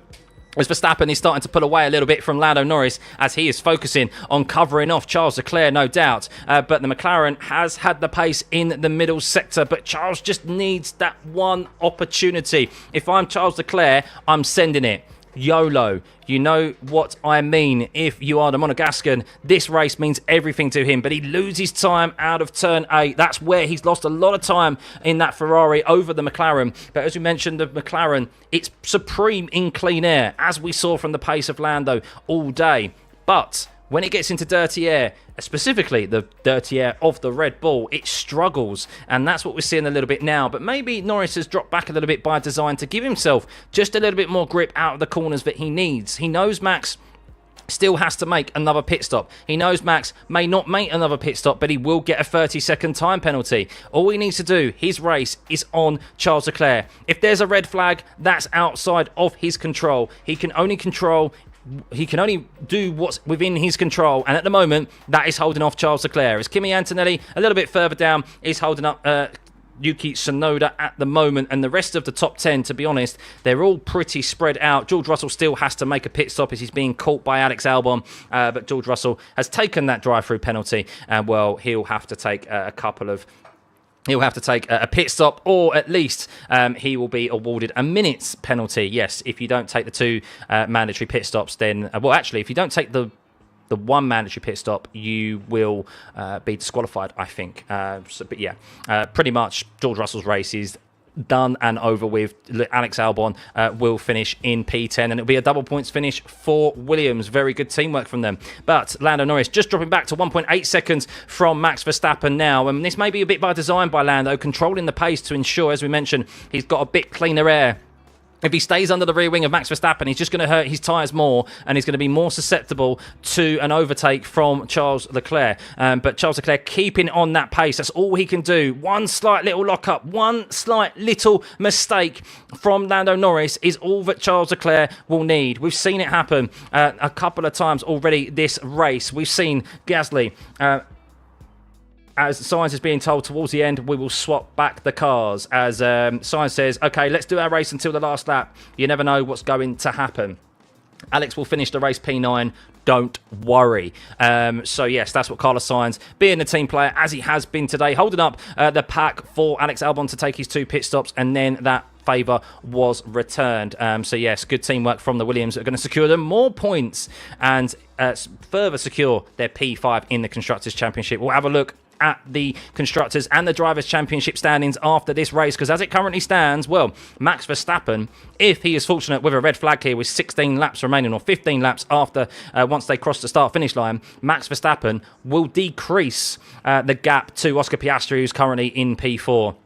At the moment, Lando Norris would love nothing more than to get into P1 and then there be a red flag. But we know how hard it is to overtake here, and out on track, overtaking Max Verstappen, we know how difficult it is at the best of times at a much wider circuit, let alone a circuit as tight as Monaco. But yes, you can see Lando consciously dropping back from Max Verstappen here. I think this is by design. Manage your tyres. Very good race management right now being showcased by Lando, just to ensure that he's not held up by Max and he gets that much better grip with those hard compound tyres, but he still needs to take to the end of this race. Charles Leclerc, the longer he stays behind Lando, the harder he's hurting his tyres.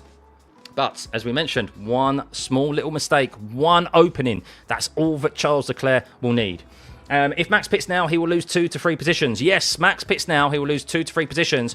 And as well, importantly for Max, as it currently stands, the worst place he's going to finish is P4 with that 30-second time penalty if he doesn't adhere to that second mandatory pit stop, because at the moment Lewis Hamilton is not within that 30-second gap to Max Verstappen. It's 51 seconds. So Max Verstappen can drive to his heart's content to the end of this race, hope for a red flag so that he makes P1. Worst case, he finishes where he started.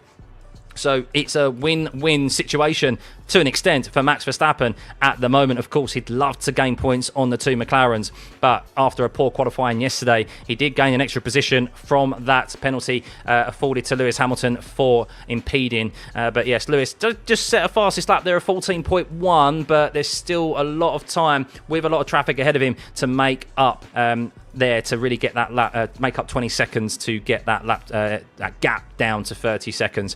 George Russell in the pits, taking his first pit stop. It's been a torturous day at Monaco for George Russell, and he'll be looking forward to leaving the garage today. A race to forget for him and Kimi Antonelli. Kimi Antonelli has done 61 laps on this set of hard compound tyres. So yeah, tremendous effort by Kimi Antonelli. Of course, tyre deck isn't really a thing here at Monaco. A bit of graining, which is it, but yeah, that's it. Nothing really to write home about, as Antonelli still holds off Yuki Tsunoda. But Charles Leclerc within that 1 second still, but Lando just has the grip out of the slower corners through turn 6 and particularly turn 8. But Charles Leclerc is a bit closer this time around, 6/10 back. Is he going to stay close through turn 15 and 16? Will he have a lunge and show a nose into turn 18? We've seen him do it before when he's driven angry, but no, not close enough that time around. And he's not got the rear traction out of turn 19. As you can see there, that gap concernably get bigger as they head down into turn 1, even with the DRS open on that medium compound tyre. So how long will Charles Leclerc's Ferrari last? Who do I support? There's only one driver that I am a fan of. That's Lewis. However, as I said before, I don't absolve him of criticism. If he has a poor race, I call him out for it. And I'm pretty unbiased. There's drivers that I prefer over others, but ultimately I want to see good racing, guys. And I do think today here at Monaco, we knew the racing was going to be non-existent, but I think the strategy has at least kept it open and intriguing. So yeah, as Leclerc is reported on the radio, Norris is slow. That is by design. He knows that. He knows he can manage this race. He wants a little bit of cleaner air ahead of him rather than being under the rear wing of the Red Bull. But Charles Leclerc just not able to get close enough to even force Lando Norris into a mistake at the moment or show a nose. But guys, I hope you've enjoyed this stream. Over 45,000 subs, by the way. Much appreciated. We're over 20,000 viewers at the moment. Continue to hit that like and subscribe button, guys. It'd be much appreciated. Thank you. Let's get this stream to... can we get to 50,000? Surely we can get to 50,000. Surely there's 5,000 of you in here who haven't hit that subscribe button. But yeah, big thank you, guys, as always. We'll be back next week for the Barcelona Grand Prix, but we still have 12 laps remaining here. Lando Norris holding off Charles Leclerc, and Charles Leclerc is closer than he's been for a good few laps now. That's under half a second. Will he have an opportunity? Can he stay close here through Casino Square and then down into turn 5? We know we've seen lunges down into turn 6 before, but does he have enough? I don't think so. You really do need to be under the rear wing. Thank you. I will hydrate. Don't worry. I have been hydrating. I'm all good. Thank you for the reminder. But yes, Lando Norris, 1.5 seconds back from Max Verstappen, a 1:15.2. So Lando is definitely quicker than Max, who is on 38 lap old hards. He's hoping for a red flag, but at the moment it doesn't seem to be coming from anywhere as Antonelli, as Stroll comes into the pits now, as Antonelli is just trying to go to the very end here, it seems, and do his 2 pit stops on the last couple of laps. Holding up Tsunoda, Behrman isn't close enough, Colapinto isn't close enough, Hamilton is making his way through, but let's have a rundown at the moment as Charles Leclerc is close to Norris here, but not close enough to go for a lunge still, but he is getting closer. He is getting closer as Lando Norris. If I'm Max Verstappen, I try and close this gap up to Norris, Go as slow as necessarily possible to put another car between you, to put Charles Leclerc and Norris under pressure. That's what I would be doing, and maybe that's what Verstappen is doing. And there's some shenanigans occurring here, I think, right now, as you can keep an eye on the interval times there, as I think Max Verstappen is not struggling, but he's consciously backing up to try and force Norris into his dirty air and give Charles Leclerc an opportunity. That's his best opportunity here. If those two go side by side, there could be a red flag. There could be debris, a safety car, something that he could benefit from. A safety car now he would not particularly benefit from. He needs a red flag. But what would be good for him is to put that Ferrari between him and Lando Norris. With 11 laps remaining, it could still happen, as that gap is 1 second now.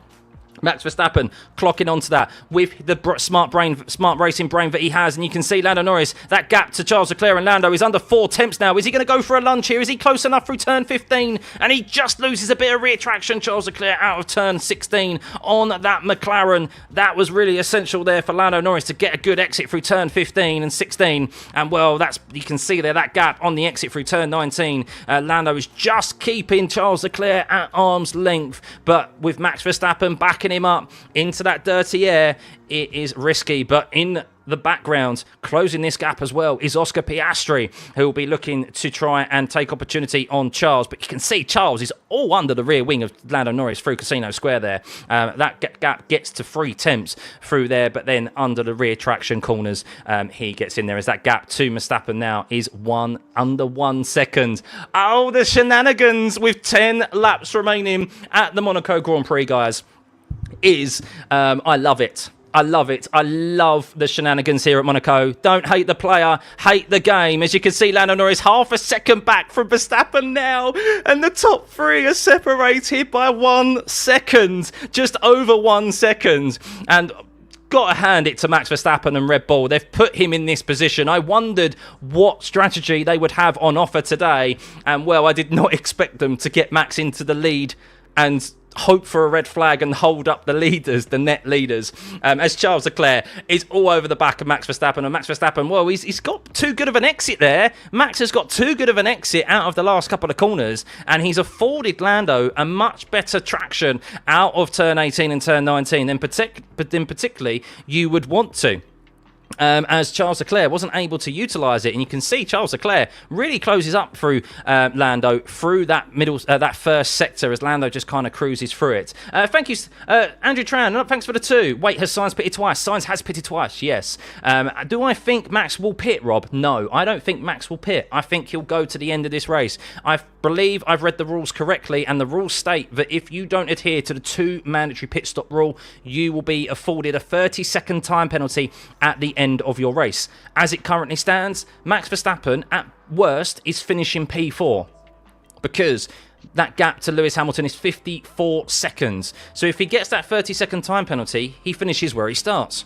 If he gets a red flag late at the end here, from wherever it ends up, which is a high possibility always at Monaco, then he will gain track position, as he will be able to tick off that last tyre change, and he will win the Monaco Grand Prix, barring if he was able to maintain the lead down into the first corner under a standing restart. But at the moment, with 8 laps remaining, Max Verstappen is in P1, but technically P4. Lando Norris is 1.4 seconds behind, and Leclerc is just under half a second from Norris, but is coming unstuck through those corners. As Norris is on the radio saying, where is Oscar? I need him to put Charles under some pressure, as he knows Max Verstappen is playing the games ahead of him. But Max has actually just pulled out a couple of seconds. He pulled out half a second on Lando there. But now Max goes considerably slow through the Mirabeau hairpin there. And you can see that gap went from 1.5 seconds to 0.8.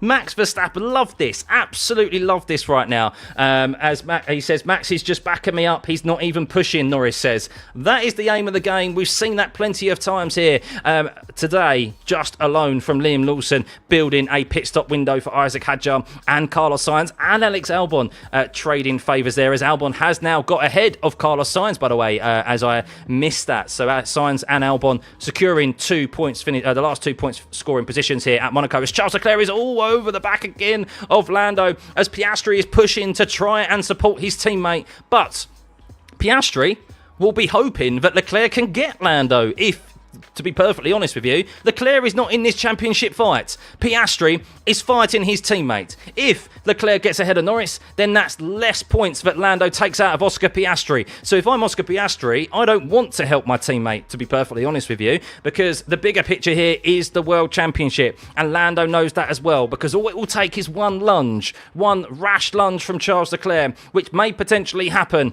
because he wants to win this Monaco Grand Prix, and that is still on the cards here. Yes, Max is leading, but without a red flag, he will not maintain track position with that 30-second time penalty incoming if he does not take that second mandatory pit stop, which he would be able to afford to take with Lewis Hamilton 52 seconds behind.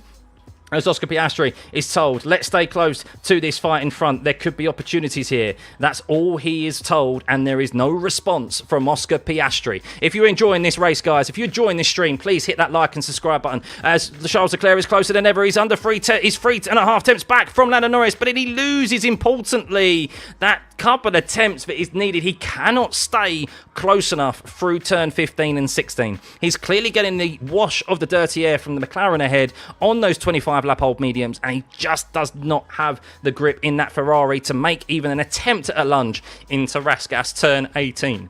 And Max Verstappen is now driving off, it seems. Why is Max driving off? You should be holding back a little bit if I was you, at 2.2 seconds ahead. Try and keep this battle going, as Charles, once again, so close to Lando through the middle, through the Casino Square, turn 3, turn 4, down into turn 5. But the McLaren has him covered with the supreme rear traction they've had in that cleaner air throughout the duration of this weekend. Turn 8 in particular. Let's see that interval. No doubt that gap is going to go out on traction there as Lando on the traction. And I'll tell you what, Charles did a decent job there. Charles actually got a better traction out of that turn 8 corner than I was suspecting. Could he be closer than ever before here as they head for the Neville chicane? He's under 3 attempts, but he loses a little bit. I know, actually, Charles has got a very good job here of maybe going for a lunge into turn 18. It's all about turn 15 again. Remember, he loses traction through turn 15. Can he stay within 3 attempts? No, he loses the 3 attempts instead. Charles Leclerc unable to even make an attempt at this moment in time on Lando Norris, as Max Verstappen is now putting out 2.2 seconds on Lando. By the way, big thank you guys for everyone tuning in. We have 5 laps remaining of this Monaco Grand Prix. Only 5 laps remaining. Max Verstappen is hoping for a late red flag here. He's been backing up Lando Norris into Charles Leclerc, and for the last 7 or so laps, 10 or so laps actually, Lando Norris has been holding off Charles Leclerc. Oscar Piastri is now on the rear of the Ferrari driver, but he would like Leclerc to either overtake Norris or, of course, overtake himself. But yes, he most definitely doesn't want to help his own teammate, that is for sure, with a championship fight both on their hands. But as it currently stands, Lando is net P1. Max Verstappen has a 30-second time penalty if he does not take his second mandatory pit stop. But to be honest, it doesn't matter, as the gap to Lewis Hamilton is 48 seconds. Only the top 5 have not been lapped. And Charles Leclerc is close once again, but he loses. Oh, actually, he's a bit closer than he has been for some time.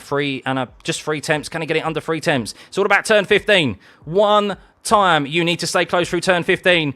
And he loses a couple of attempts again through turn 15, and he just cannot, that Ferrari cannot get settled over the chicane of turn 15 at the moment. And that is really where it's costing Charles Leclerc. Russell's going to crash last lap, as he always does. Well, I'll tell you what, the way the race has gone today has not been very positive. Leclerc is being told on the radio he's doing many mistakes. Leclerc says he's doing many mistakes at the moment. Yes, Lando is under pressure, but he's still got enough in reserve to hold you off at the moment, Charles. You're running out of time. 4 laps remaining. 3 laps once they cross the start-to-finish line again. Max Verstappen still yet to pit, and I'm still surprised Max has not backed Lando up here. Max will get a DQ, 30-second penalties only if the race doesn't finish under normal conditions. Oh, is that the case, Susan? Fair enough. Thank you for correcting me there. I thought that was 30 seconds anyway. I mean, it does make sense, but if you don't adhere to the 2-tyre compound rule, or the rules that are set in place at the end of the day. But yeah, he's got to hope for a red flag. You've got to stay out there. But Charles is closer than he's ever been, by the way. Charles is under 3 attempts now. Here we go. Could this be the moment? Charles Leclerc is under the rear wing of Lando Norris, but it's turn 15 we know is the one that matters. It's where he's been losing time, and I think he's lost time again. But he is under half a second into turn 18. Can he stay close enough and get the rear traction out of turn 19 with the short DRS down the start-finish straight with 3 laps remaining here? And no, he cannot, because turn 15 is the corner. That chicane after the swimming pool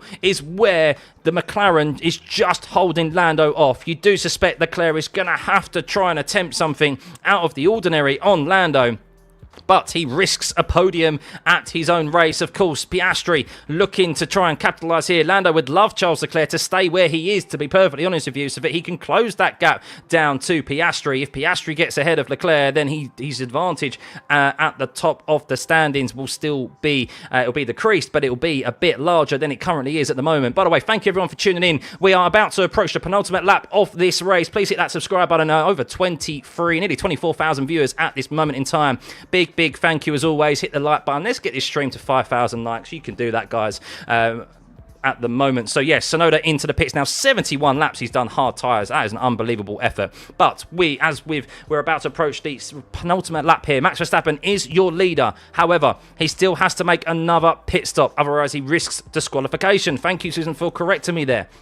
Lando Norris is your net leader. 1.5 seconds back from Max Verstappen, who is hoping for that late red flag. He has this lap to hope for a red flag. He has just 18 more corners remaining to hope for a red flag. Is it going to happen? Lando Norris is half a second ahead of Charles Leclerc, as he has been for the last 20 or so laps, with Piastri now on the back as well, putting pressure on Charles Leclerc. Charles not only has to look forward, but he also has to look in his rearview mirrors. As Lewis Hamilton is stating, are they still ahead of him by a minute? Yes, they are, Lewis. 47 seconds to be exact at the moment is the gap from you to Max Verstappen. You'll be finished P5 anyway today, but that was always going to be a tough race for you, regardless, with that free place grid penalty that he occurred for impeding Max in Q2. But Lando Norris, Max Verstappen properly backing them up now as they head into turn 10. This is Max Verstappen's last opportunity to try and maybe force an incident behind. Of course, he has to do everything within the rules legally. Otherwise, he will be disqualified for dangerous driving. But with only the swimming pool section to go, and Raskas, the last couple of corners. Actually, Raskas is the last corner before he dives into the pit lane, no doubt. He comes around the last 18th corner, and, well, Max Verstappen goes into the pit lane. That red flag he was so hoping for to nab a win here today has not arrived. He'll finish P4 anyway, and we have 1 lap remaining. We're on the final lap. Lando is released. He's released from the dirty air of that Red Bull that he's been stuck in for the last 20 or so laps. And for Charles Leclerc, it seems like his opportunity at a second race win, home race win in a row, has disappeared, as Lando Norris has a 1 second lead ahead of Charles Leclerc right now and is pulling out that gap. And you can see a fastest first sector from Lando in this last lap, purple, and 19.1, and Lando foot to the floor. He has only 9 corners remaining, and he will lead from start to finish here at the Monaco Grand Prix. People have been doubting him. He's been receiving a lot of hate online. He's been called a bottler. I myself have doubted him, but as he is approaching the last few corners here, the last sector of this Monaco Grand Prix, he will be closing that championship lead to Oscar Piastri. It's not quite the 10 points that he was hoping for. It is the 10 points, sorry, he is hoping for. 3 points will be the gap from Lando to Oscar Piastri once he crosses this finish line. We'll have a look at the championship standings and how they look afterwards. But Lando Norris comes across the finish line. 78 laps completed, 78 laps led, and Lando Norris is your Monaco Grand Prix winner. Charles Leclerc comes across in P2. Oscar Piastri, P3. Apologies, not quite exact. Lando didn't lead every single lap, but you get what I mean.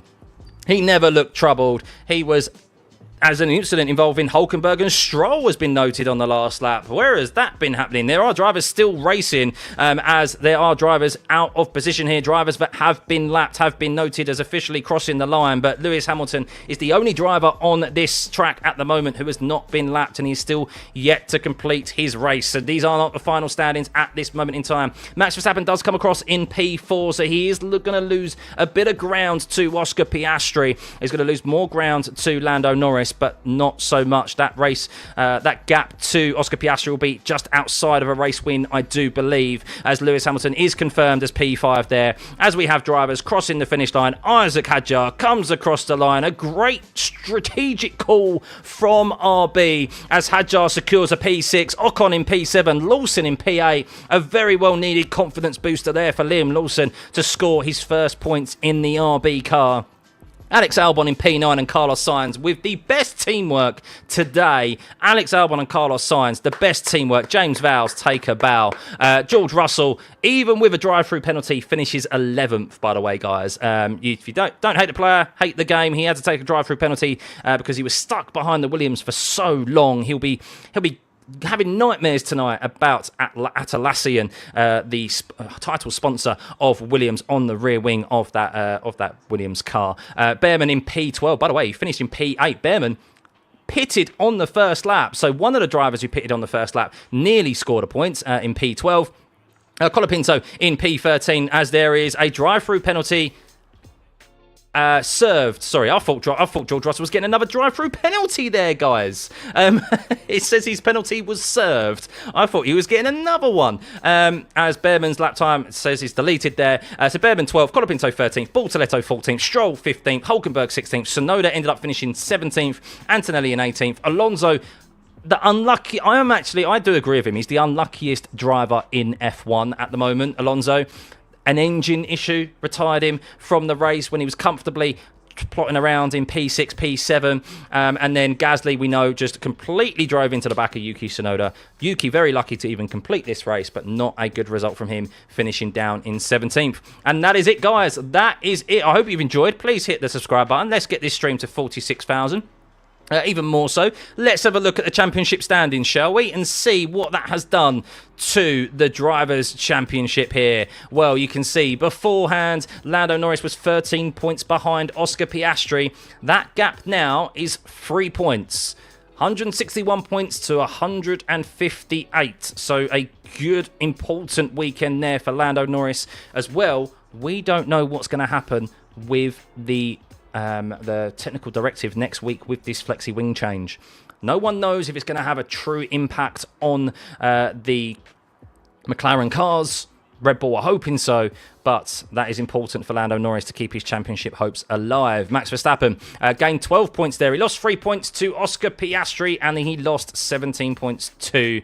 no, so not 17 points. It is 13 points to Lando Norris there. So 136 to 161. So he is outside of that 20...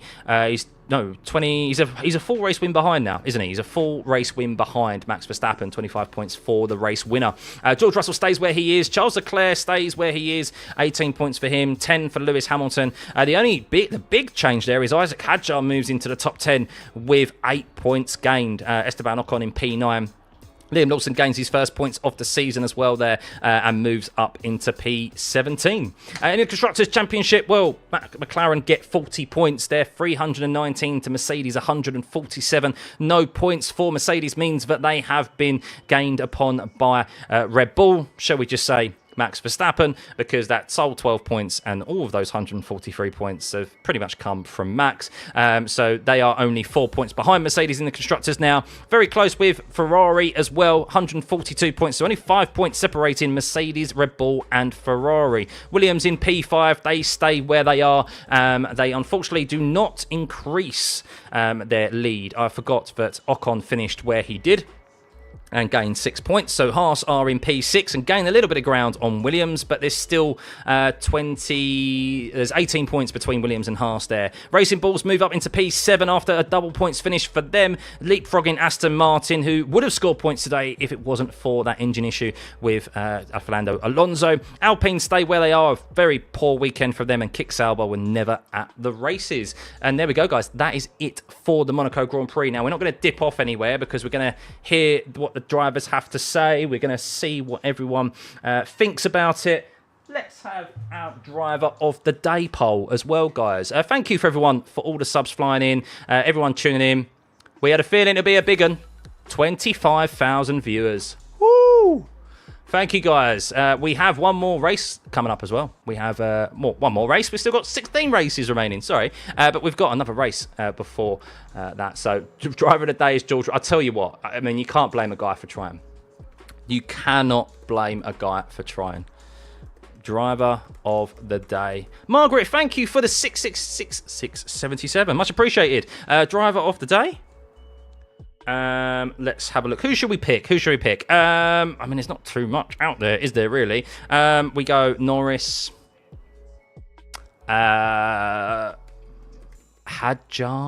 I mean, I think this is a real tough one, to be honest with you. I actually, you know what? Yeah, I'm gonna go. I actually think, let's say Hadjar. Martin Brundle, what are you going on about, by the way? Martin Brundle has just gone, that race was too chaotic. It was more focus on pitting than it was racing. Martin, you've been involved in F1 for over 40 years. When has Monaco ever been interesting? Oh, Ocon. There we go. I think it's got to be those. I think it's either got to be the two RB drivers, Ocon or Norris.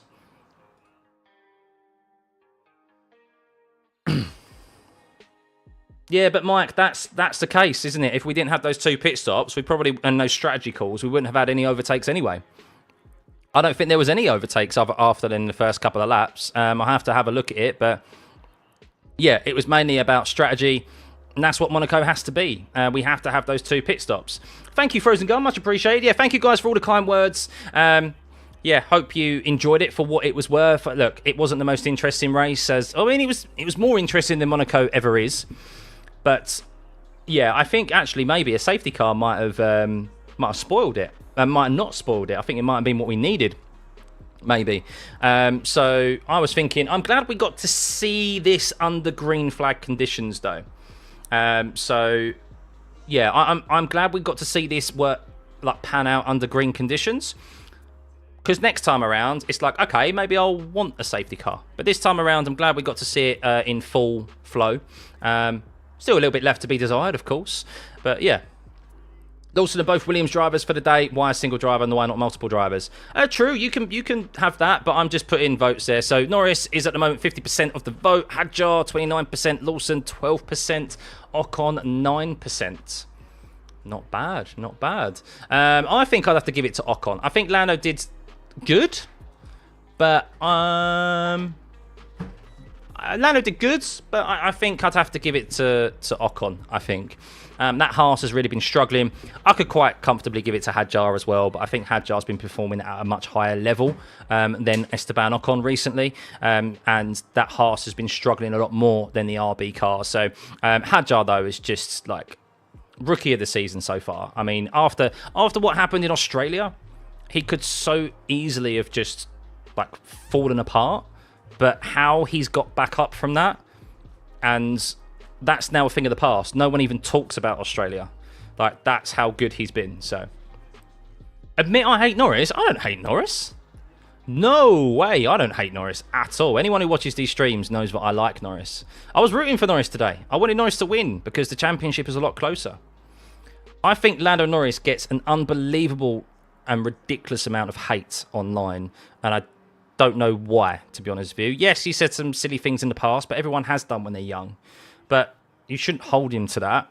And I think today he's had a very, very good weekend, and he's closed that gap now to 3 points. Before last weekend, coming into this triple header, people were saying it was all talk about Piastri. He's now beaten him 2 weeks in a row. So, yeah. Part of it was strategy last week with Imola, but I do think last week at Imola, Piastri forced McLaren into that by coming onto the radio and saying Plan A is going to be a struggle. He was a bit more harder on his tyres than Lando, and that's why he ended up in the position he did at the end. So, yeah, I think this is a great result for the championship. You may not like Norris, that's fine. You're entitled to dislike drivers, just as you're entitled to dislike teams and things like that in other sports. But you have to respect he's had a very good weekends this year, and it keeps the championship close. So, Lando gets more hate because you can see he reads it and affects him. He does do that, yeah. He definitely pays more attention to it than other drivers do, for sure. Maybe other drivers do. Maybe Oscar Piastri does pay attention to the hate and the comments, but he doesn't let people know that, you know? So, thanks, Scott, properly. Get your wallet out. Thank you, Margaret. Look, you can thank me, guys, just by hitting the subscribe button. That would be much appreciated. And hit that like button. Of course, you can further support this channel by joining as a member and join as the pit crew. We'll be back, of course, next week. For every session, hopefully every session. So definitely over the weekends to end this triple header. Big technical directive coming in, so there will be lots of talk about that. That's what the whole of next weekend will be geared around, no doubt. The lead up to it, the flexi wing change. How is that going to affect the performance of McLaren and these other teams? Who is that going to impact the most? We could see a change up of the order. Now, I do suspect that Red Bull will be a bit stronger at Barcelona because there's more high-speed corners there. There are some slow-speed corners, but there's more emphasis on the high-speed corners than there are slow-speed. There's a real mix of kind of sectors there at Barcelona. Of course, we don't have the chicane in the last sector anymore, so it's more free-flowing. So I expect Red Bull to come back a bit stronger next week. All depends on the track temperatures. If the track temperatures are quite high and we have very hot weather, then the Red Bull may struggle again because of its tyre management. But if it's a bit cooler and it's overcast, then I think the Red Bull will be strong next week and we could see a much better race. Thank you, guys. What was the midfield pecking order this weekend? RB were the quickest car. I think Aston Martin in Alonso's hand was quicker than Haas and Lawson. Hadjar clearly had Alonso in his pocket. He was comfortable all weekend. He was by far the best midfield driver. And RB were probably the fastest car here, for sure, especially in Hadjar's hands. Aston was second best, but Alonso had that issue with his engine blowing out. Unluckiest driver in the world. Let's run a poll on that, shall we? Driver of the day seems to go to Lando Norris. Let's see how many of you like Fernando Alonso, shall we?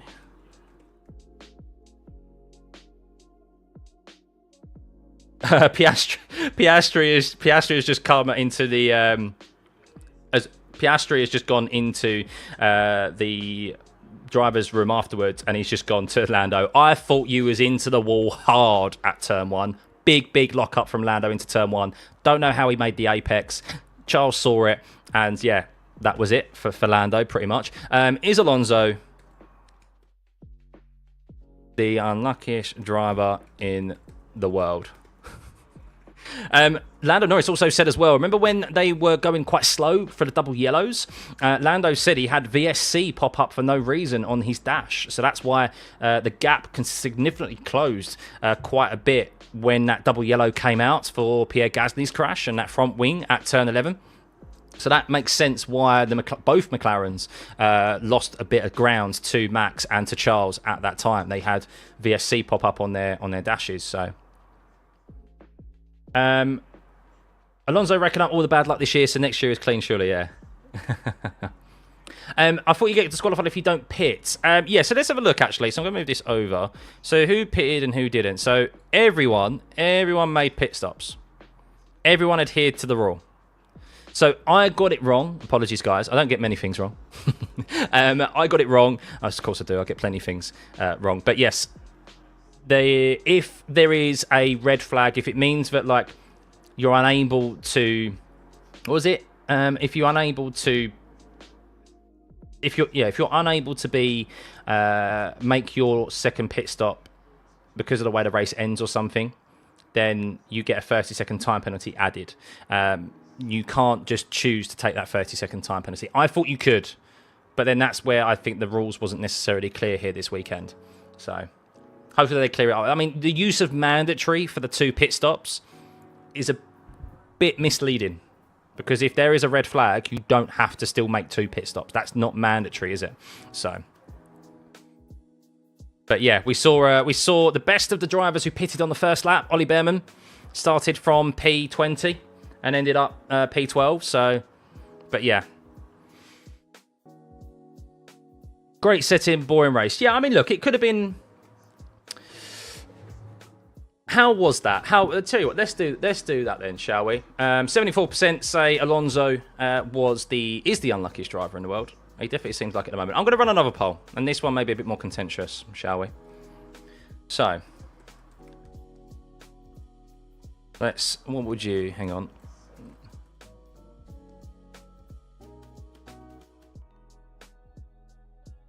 Bear with me, my slow typing.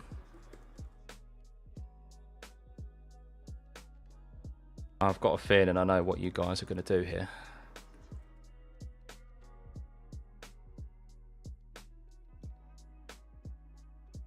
What would you rate the Monaco GP out of 10? There we go. What would you rate it out of 10? Hopefully the stream is more than a 1 and 2 out of 10. Because I got a feeling I know what's going to be the vote. Oh, quite a split at the moment, you know. Quite a split. I'm intrigued by that. Ah, I misjudged you guys. What happened when a Mercedes and refusing to pit? They were hoping for a red flag or a safety car. So you can see here that... So I can remove this now. Hang on a second. So you can see here that basically they waited to the very last two. They waited to the last couple of laps to pit. George Russell the same. They were so out of position. The only thing you can hope for is a red flag to try and gain position. But it just didn't happen for them. So yeah, Behrman and Yuki pitted on the first lap. I think Bortoletto was forced into a pit stop on the first lap. Yeah, there you go. He made an extra pit stop there. So, thank you for the subs, guys, by the way. The gap between car 16 and 44 is just insane. Ferrari should do something about this. Yeah. I don't know what happened with Lewis. I mean, Lewis was always off the pace anyway. He did 2 hards and then... I mean, Lewis's race was very different to the front 4 today because Lewis was stuck behind Hadjar and Ocon. So that gap, and Alonso to start the race. So Hamilton's race was very different to Verstappen, Piastri, Leclerc and Norris. So that's why that gap is a lot larger. So he had to focus on leapfrogging. Was it Ocon he had to leapfrog? Yeah, he had to focus on the leapfrogging Alonso. No, so it wasn't Ocon. Ocon started behind. He had to focus on leapfrogging Hadjar and Alonso. Apologies, guys. So that was where his race was. And once he did that, that was kind of it for him because the front 4 was so far ahead. So, yeah, so you guys, I'll tell you what, it's a very even split in the votes. 1 out of 2. So I have to group them together, guys, because I only have 4 options. So a lot of you, I tell you what, there's more votes for 7 to 10 than I thought there was going to be. 5 to 6 out of 10, 27% of you.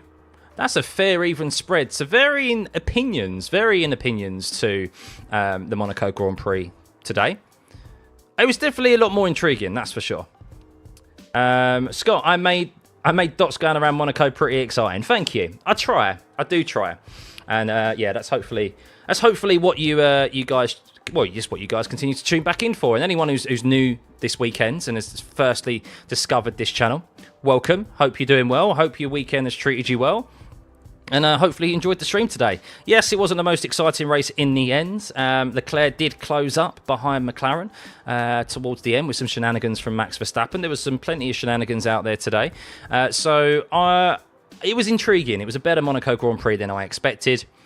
Still could always be better. We know there's never going to be overtakes. It's always going to be on strategy. Next year, maybe we'll be hoping for a safety car to spice it up even more. But yeah, welcome. Hope you enjoyed it. And we'll be back next week for the Barcelona Grand Prix. We're back for every single race weekend, trying to get more content coming to you guys in the week as well. And I'm on the Missed Apex podcast later on. So if you want more F1 content with moi, I'm on the Missed Apex podcast later, so you can tune into that or listen on your podcasting platforms, Spotify, Apple, etc., iTunes. Sorry, tomorrow. You think Williams did fantastic today? Lawson did the same, and so did the Mercs. But I feel like the Mercs did it just to comply with the rules. Yeah, the Mercs. To be honest, the Mercs were stuck. I mean, the Mercs kind of did and didn't. I mean, George Russell got so upset. I mean, wait till you see. He didn't even attempt to overtake Alex Albon. He just went straight on. He's like, I moved out of the way of Albon. I avoided a collision. It's like... And then he went, I don't care if I get a penalty for that. I'll take the penalty, expecting a 10-second. And the stewards went, let's have a drive-through. So, everyone thought Sainz holding up to give Albon pit. Albon on fresher tyres instead of taking off. Williams had them switch to give Sainz the pit. Yeah, team of the day. Team of the day. I think Liam Lawson did tremendous as well. He did the proper team game, then pulled away, secured a P8.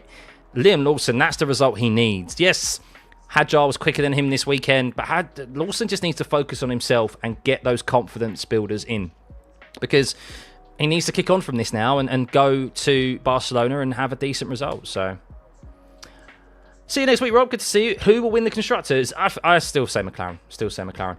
On raw pace, who is still better? Who is better? It's difficult to say. It's difficult to say. Who's better, Norris or Leclerc? I mean, I think they're equally as quick as each other, to be honest with you.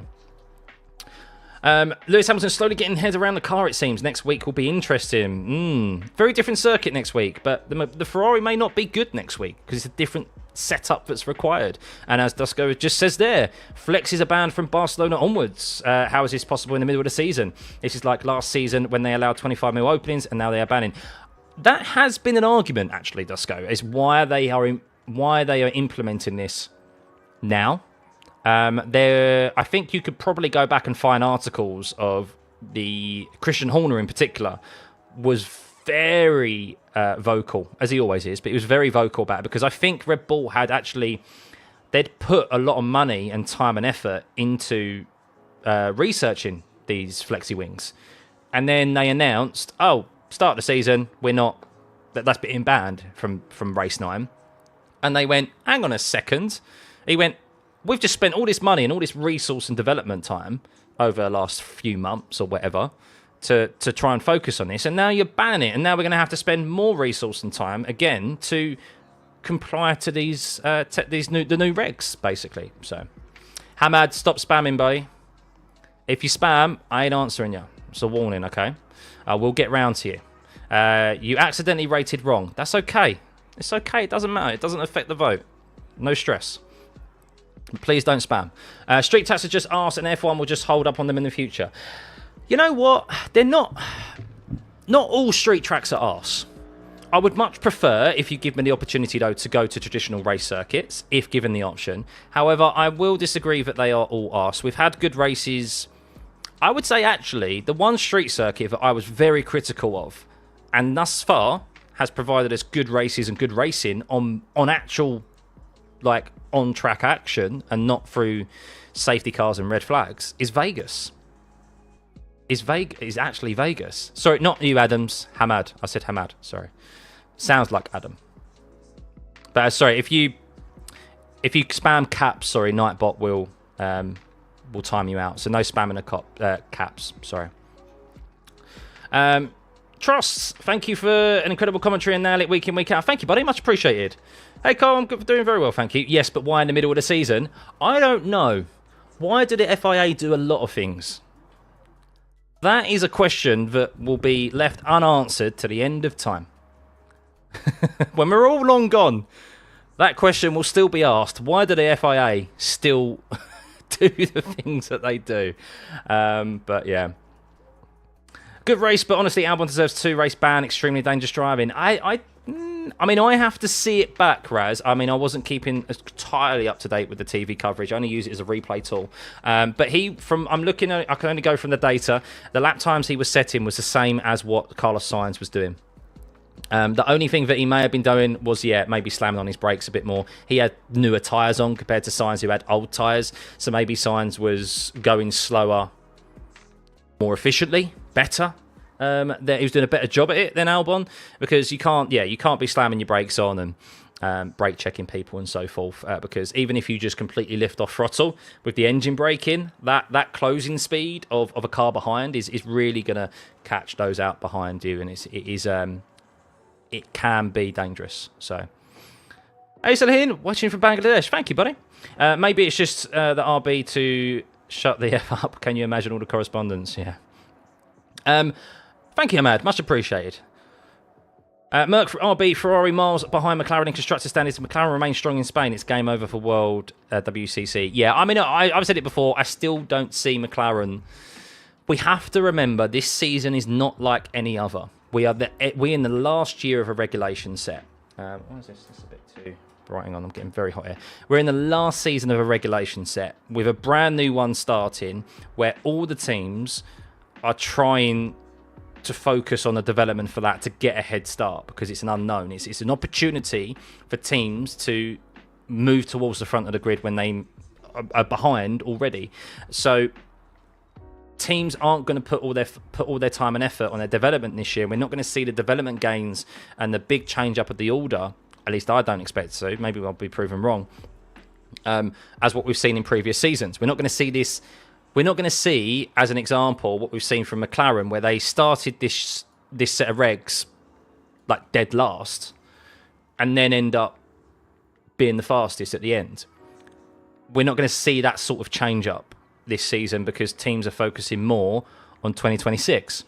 That's why really we need Max to stay in it, because Red Bull, I think, are the only ones who will continue to develop to keep Max happy as well, and fight for it because they can still win a drivers' championship.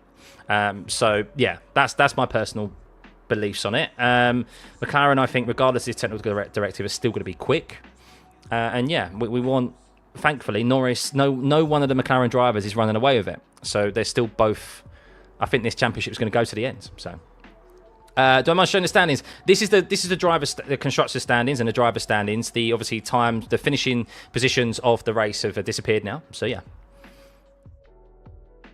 You can't believe that everyone was so far off the top 5. It's crazy. Yeah, I think it's because people were playing shenanigans, Taco. That's why. Normally we see the majority of the field get lapped at Monaco because it's a short track, but we saw shenanigans going on with drivers backing up to help their teammates and build pit windows. That's why we saw only the top 5 not be lapped. Do I agree Charles Leclerc gave his best in his hometown? Yeah, he did the most that he possibly could. He was beaten by a better performer this weekend. Lando Norris was in a McLaren that was the slightly quicker car. And Lando, finally, it's taken him a while, other than the first race of this season, Lando finally maximised that McLaren. He hasn't done so since Australia. So, yeah, fair play to him at the track where you most definitely need to do it. Thank you, Selahin. Thank you for liking my commentary. If you like the commentary, guys, and you like the watch-alongs, yeah, there's still just under 3,000 of you in the stream. Hit the like button, but hit the subscribe button. Let's get us close to 40... Oh, we're over 45,000 subs. Whoa! Thank you, guys. Let's get us close to 46. A four-way race with Max and Charles would be amazing, but Ferrari things. Yeah, Ferrari aren't catching, I mean, look, 79 points behind... That's a considerable turnaround that you need for Leclerc to be in this championship, don't you? That's a long... Put it this way, that's a lot of time and effort on resource and development for this season with only 18 races. I say only, it's still like a full race season in times gone by. With 18 race weekends remaining, that's a large gap to chase down.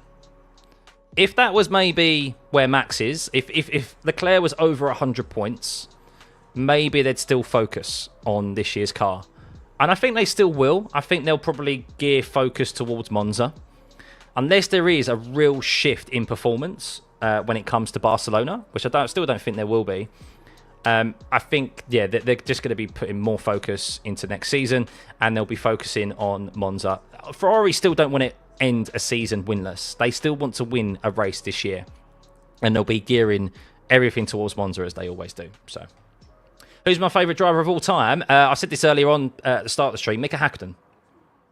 Did Ferrari use a lot of resources for this season? They did to start off with. Yeah, I think so. I mean, they completely built a new car. It's a new concept. They changed the suspension system and everything back from it. Yeah, I mean, they built a brand new car for this year, which raised a lot of eyebrows because... And I think it's a valid question even now because why? You ended last year with... arguably the second fastest car. At some circuits it was the fastest car, and you decided to completely change a working concept. Now yes, the cars have developed and got quicker from the end of last season to this season, around a second quicker, but unless you... I mean, I think they said they'd reached the ceiling with the development of that car, but surely there's more there. Surely there was more there, but yeah. Agreeing to changing the car like that. Yes, it's a valid question you have to ask, like, why did you change it? Unless, and there's a theory, and proposed by Aaron in the chat, if you're still there, that the whole suspension change and the reason they changed the concept of this car was because they wanted to use this season more of as a learning tool for the 26 car. Maybe the 26 car does have a push rod system rather than a pull rod, and there's elements within this car, while the regs are changing, they're gathering data and learning from this year to influence next season's car. Who do I think will win in Barca? I think if they can manage the tyres, I think Max will win. If they can manage the tyres. That's the key question. It's more of a higher speed circuit. If the temperatures are maybe a bit cooler, Barcelona can be one or two ways. It can either be really cold or it could be really hot. But it is the middle of summer. I don't know what the temperature and the conditions are like in Barcelona at the moment. Let's have a look.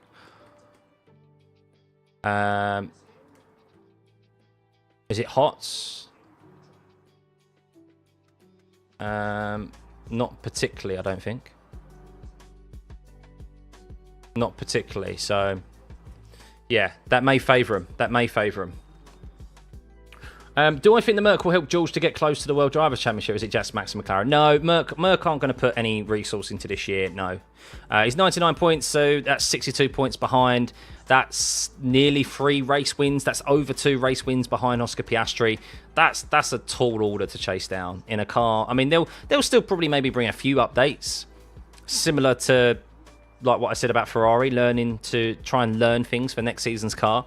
But yeah, I don't think...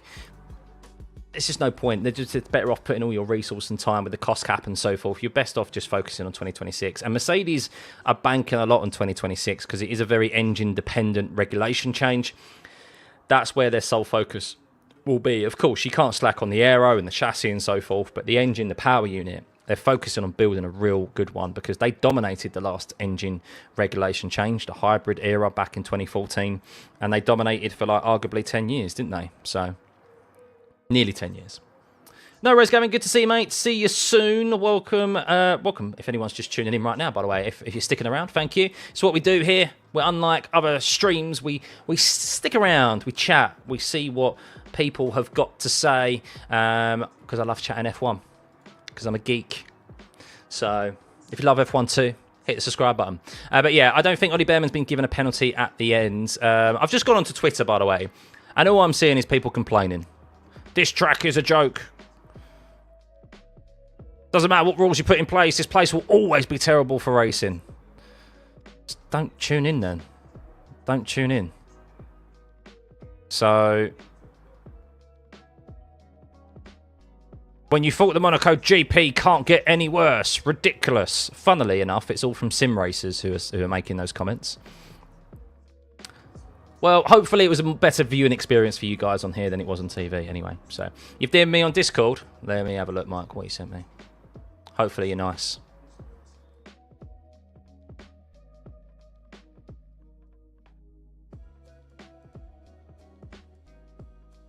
What have you sent me? Hang on, where are you?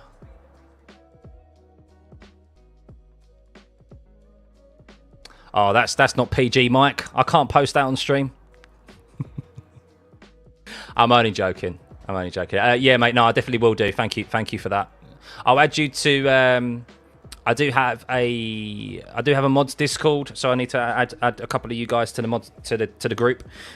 So yeah, no, definitely.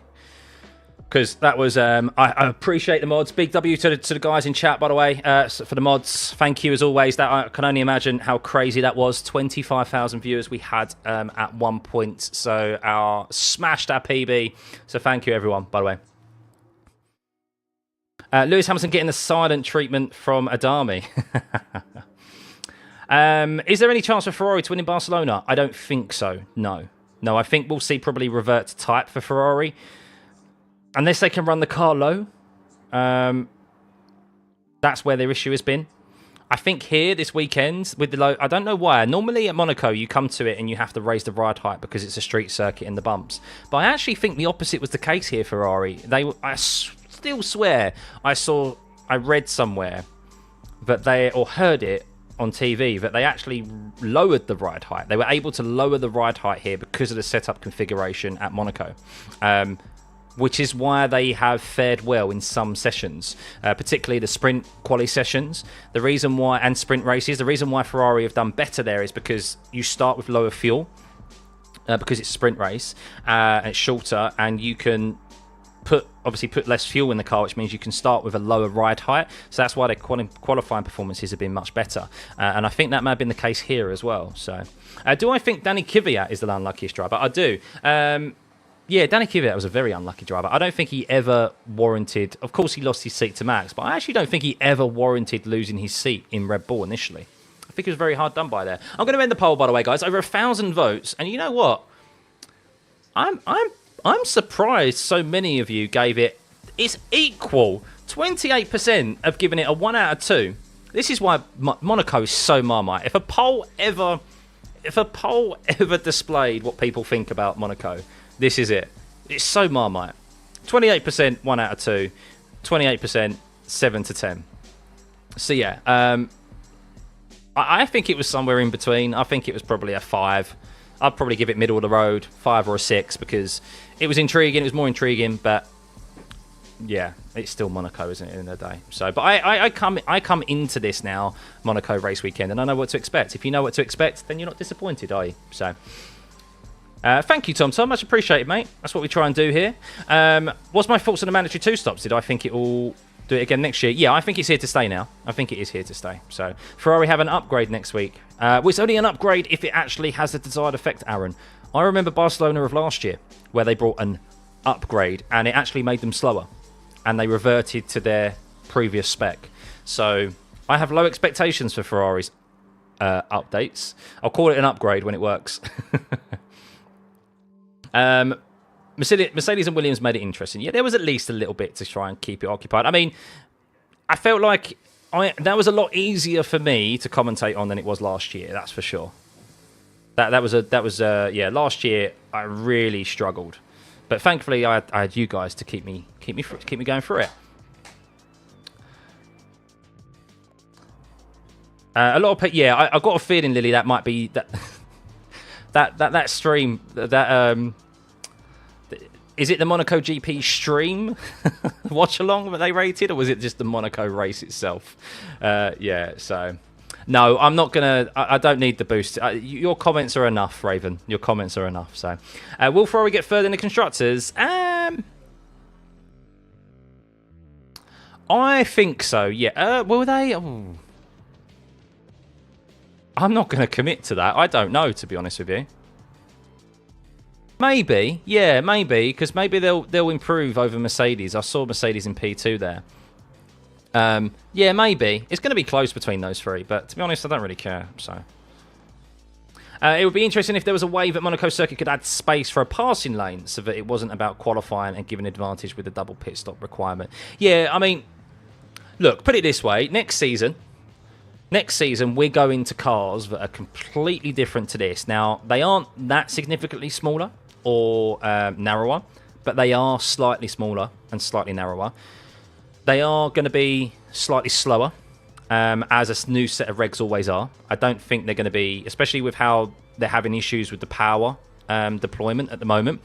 I think we could see Monaco GP be a bit more varied next year. Will we see more overtakes? I still have very low expectations for that. If you watched the Formula 2 series earlier, other than the first lap, first corner, there wasn't really any overtakes. It's very difficult, even in F3. But yeah, you do ultimately need kind of like slower cars and a bit more space, of course, which these cars don't provide. So, can I do a poll on who will be champion? Yeah, of course I can. I could do another poll. Let's get you guys involved, shall we? Who will be champion? Let's go. It should be... so Piastri's leading, so we'll do Piastri first. Then we've got Norris. Then we got... I think there's only 3 options, to be honest with you. I'm not doing a third one. I think it's only going to be Piastri, Norris, or Verstappen, isn't it? Because the others are too far behind, and they just don't have the car. So... Monaco Quali is simply the best. Next year, we should do the actual race in Lego cars. That would probably be more exciting, to be honest with you. Yeah, Ferrari upgrade, sack the entire team with loser mindset, bring in a fresh team to help Leclerc and Hamilton. I do feel like they need personnel change on the pit wall. Yeah, I think they do. I mean, today their strategy worked as best as it could be. I think I'd have to go back and look at it, but I don't think Leclerc just evidently didn't have that pace on Norris.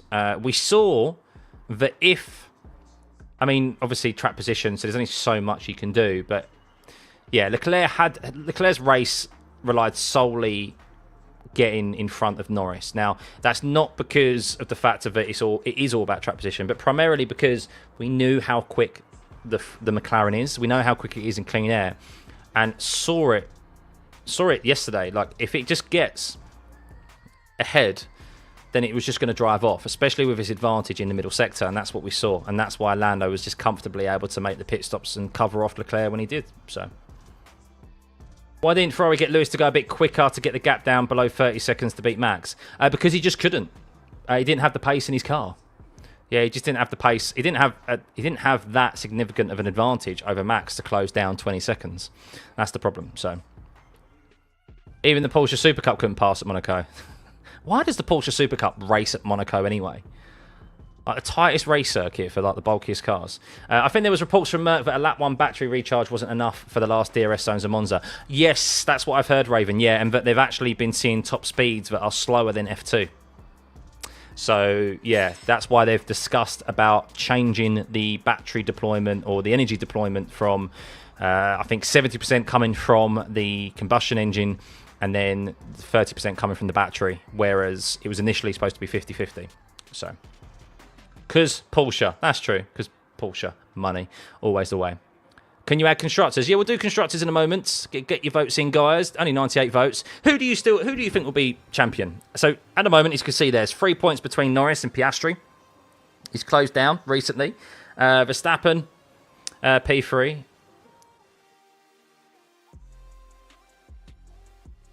Verstappen saying, it doesn't matter if we have 2 stops, 10 stops. Oh, he said we could only just, in a Formula 1 car, we could only just pass a Formula 2 car around here. Bold words from Max. Monaco, you got to know when to hold them up. DRS train, you know when to box them. Yeah, well, that's the thing about Monaco. It's just no place to overtake, even with DRS. But that is what it is. 121, so 43% say Piastri, 34% say Norris, 24% say Verstappen. Constructors for second or third. First is a given, though. Yeah, we'll do that, actually. Yeah, we'll do that. We'll say who will finish. So McLaren will win the Constructors. Who will finish? So you still feel confident in Piastri, most of you. But it is a lot closer, the votes. Who will finish in P2? Constructors. Now, the question is whether or not you think Max Verstappen can outscore both the Mercedes and the Ferraris. Because with respect to Yuki, he's not really going to be providing enough points, is he, on the regular? So, I am going to say Red Bull, and I'm not going to say just Verstappen. I'll give Yuki some credit because he has scored some points. And then we have Ferrari. Haas will be P2. The World Drivers' title this season is going to be Cinema. I think so. Yeah, I think it's going to go to the end. You think Yuki will improve? Yeah, so there is I know I'm making a joke about Yuki. There is a caveat to Yuki's performance here this weekend, guys. So it's not just purely on his driving. It is a result of his driving from Imola, though, because basically what happened is that because he crashed in Imola, and he did obviously extensive damage to it, as you all saw, he had to take a new power unit, which should give him an advantage, of course, but it's not too big of an advantage at Monaco. They gave him a new power unit, which did help in his recovery at Imola, but he's had to go back to an old chassis, old spec parts, and unfortunately, that's created an imbalance in the car, and he was complaining about that a lot this weekend in particular, and that's why he struggled, failed to make it out of Q2, and then his race was always on the back foot, starting from where he was. So, thank you, Gabrielle, much appreciated. We have a nice flow here. We have a nice thing going on, you know. We do.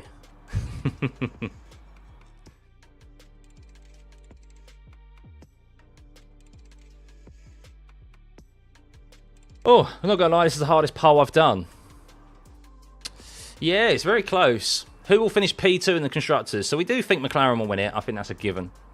Although, Dusko, I know you're there. I know you're lurking. I know you're shaking your head right now going, there's still 18 race weekends remaining, Scott. I'm waiting for your comment. I'm waiting for it. But I think it's a given. I think they're just there's no way they're going to be hampered that much that they don't lose that lead. Personally, Hadjar in the top 10. He's doing very well, Hadjar. So Mercedes 36%, 24% say Red Bull, 41% say Ferrari. Yeah, I mean there's only 5 points separating them, isn't there? So Monaco would be boring without my stream. Well, this is it, guys. Is that look, not every single race is going to be like Monaco. And I said this on Friday. The problem with Monaco is that it is no longer unique. I mean, it is unique in the sense that, like, we know kind of what we're getting. But the problem is that there's too many circuits on the calendar now where we go to and we know we're not seeing overtakes. We're not even seeing... We're just seeing processions and qualifying. Yes, Monaco qualifying is great. But every single qualifying this season has been... like so good. This qualifying session was actually the largest gap from P1 to P2 we have seen all year. Just over a tenth. Every single qualifying before this one, including sprint races, was separated by less than a tenth. So Monaco in itself has just kind of lost, unless you're there with the glitz and the glamour. And we know that's why it's there, because of the money. I mean, I was watching some YouTube videos earlier, just while I was chilling before we was starting this stream, of all the cars, just people recording and just watching all the cars come through Casino Square. Oh my goodness, the money, the cars. I could plonk a deck chair up there and just watch those cars all day. It's great entertainment. But yeah, like it's just, yeah, there's so many, it is what it is, but the problem is that there's too many circuits on the calendar now, and there's too many that are like Monaco where they just become boring affairs, and that's a problem. So we don't accept, people are less accepting of Monaco now because we've got more races like it. That's the problem. Hamad, it's okay, man. There's no need to apologise. It's all good. So if you're put out of timeout, you will be brought back in. But obviously, behave yourself. So yeah, the mods here, they keep control of the chat for me as I can focus on your comments and continue chatting. So we still haven't had a great P1 battle this season. It has to happen soon. Yeah, that is true. Yeah, everyone has kind of not driven off into the distance, but yeah, we still haven't seen. What's the closest battle we've had? Do you know what? We're already 7 races into this season, and I've forgotten what races we've had.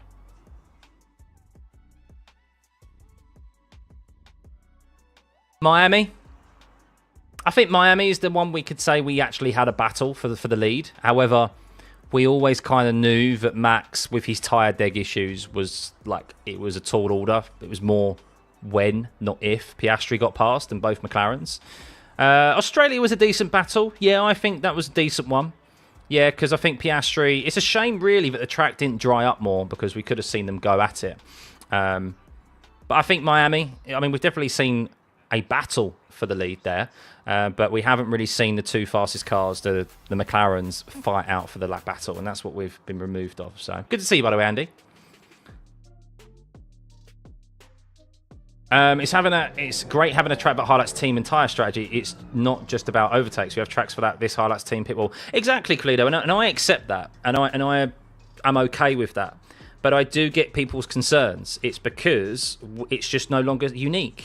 Japan, no overtakes. We're seeing... What other circuits did we see? We saw...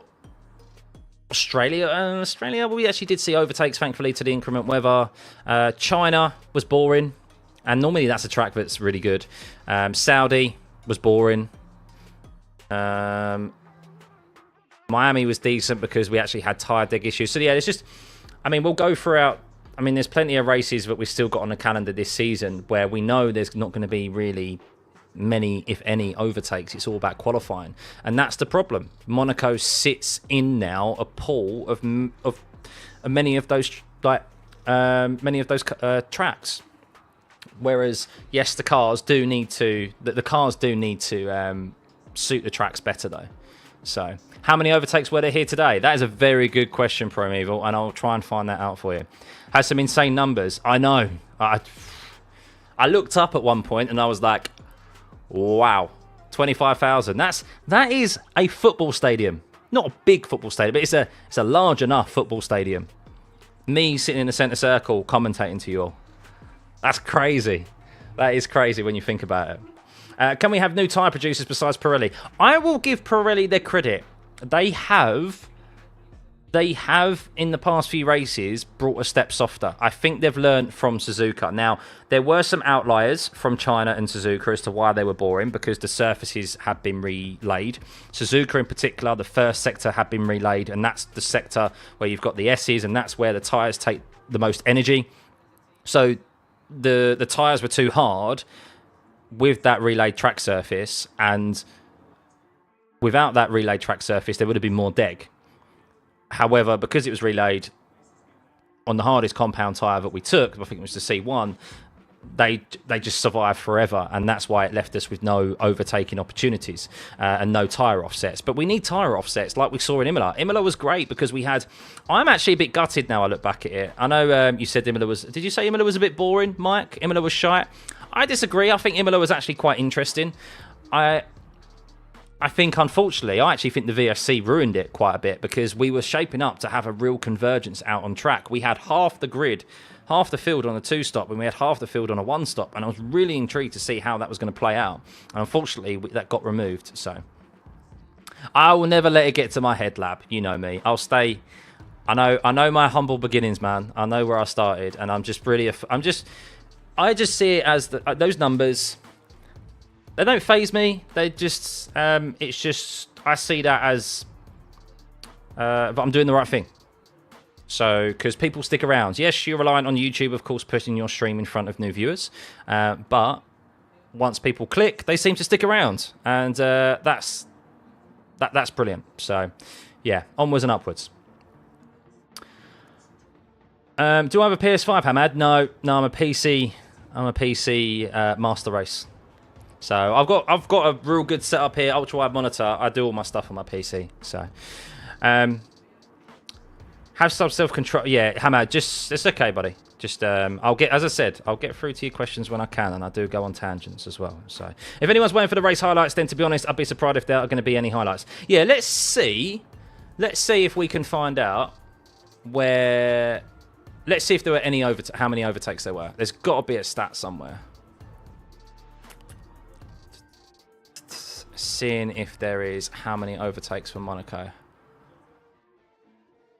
Oh, Lewis asked his engineer if his engineer was upset with him, and he got no answer. Oh dear. Clearly took that personally yesterday, didn't he? With the lack of communication. So next year, the 2026 F1 cars are going to be 10 centimeters narrower and 20 centimeters shorter. Kick off less dirty air, but no DRS active aero instead. So yeah, that will have an effect next year. So let's have a look. I'm trying to find out if there is.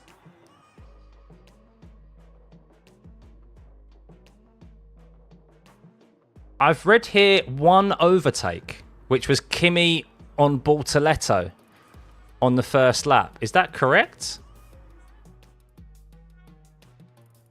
Is that correct? I'm trying to think of anywhere else there was an overtake. I mean, Albon technically got overtaken by Antonelli, and I'm trying to think. So Albon got overtaken by George Russell by going through the chicane. I don't think there was really any, was there?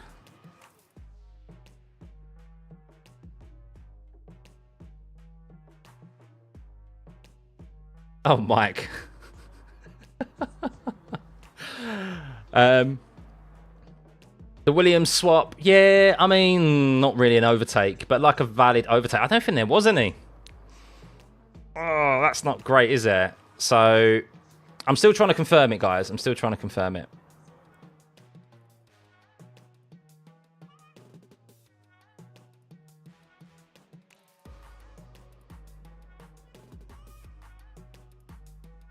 Oh, so by the way, with George Russell, they stated anticipating the situations. It was clear from the radio message where he said that he would.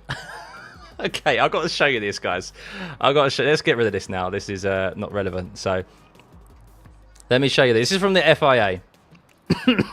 This is brilliant. I love that they've even mentioned it. So they've definitely gone, yep, we will... I'm sorry. Car 63 left the track, blah, blah, blah, blah. It was clear from the radio message where he said that he would take the penalty that the overtake was done deliberately as he felt he was being held up by car 23 driving erratically. Anticipating that situations as this might happen at Monaco, all the teams were informed before the race by the race director and the stewards that the stewards would look carefully at deliberate leaving of the track. That communication also made it clear that the guideline penalty of 10 seconds may be insufficient. It warranted a driver penalty, and that's so much sass in that. We therefore considered the deliberate infringement warranted a drive-through penalty, and we so imposed. That is sass at the end there. And we so imposed that penalty. That is funny. That is funny. We so imposed. Oh dear. Right. They were not having it at all, Lily. No, they were not. They were not. He should have stopped speaking, to be fair. He should have stopped speaking. Well, there we go, guys. There we go. I think let's end the poll of who will finish P2 in the Constructors. That is 42% of you think that Ferrari will finish P2. I think so. I mean, unless Max goes on a ridiculous run and wins loads of races, yeah, I think they'll probably... Just because Max, as we said, Yuki will get a bit better, but I don't think he'll contribute that much. So I'm just waiting to see... is there still any more confirmation of the penalties? No. So I think there mainly was one overtake. Wow. So yeah, that's it, guys. That is it for this stream. Thank you. An unbelievable stream. I think I'm absolutely knackered now. I need to go and have some nice dinner. I'm on the F1 Missed Apex F1 podcast later. So link for that is in the description below. You can head over there to their YouTube channel if you want to listen to it live or listen to it on Spotify tomorrow.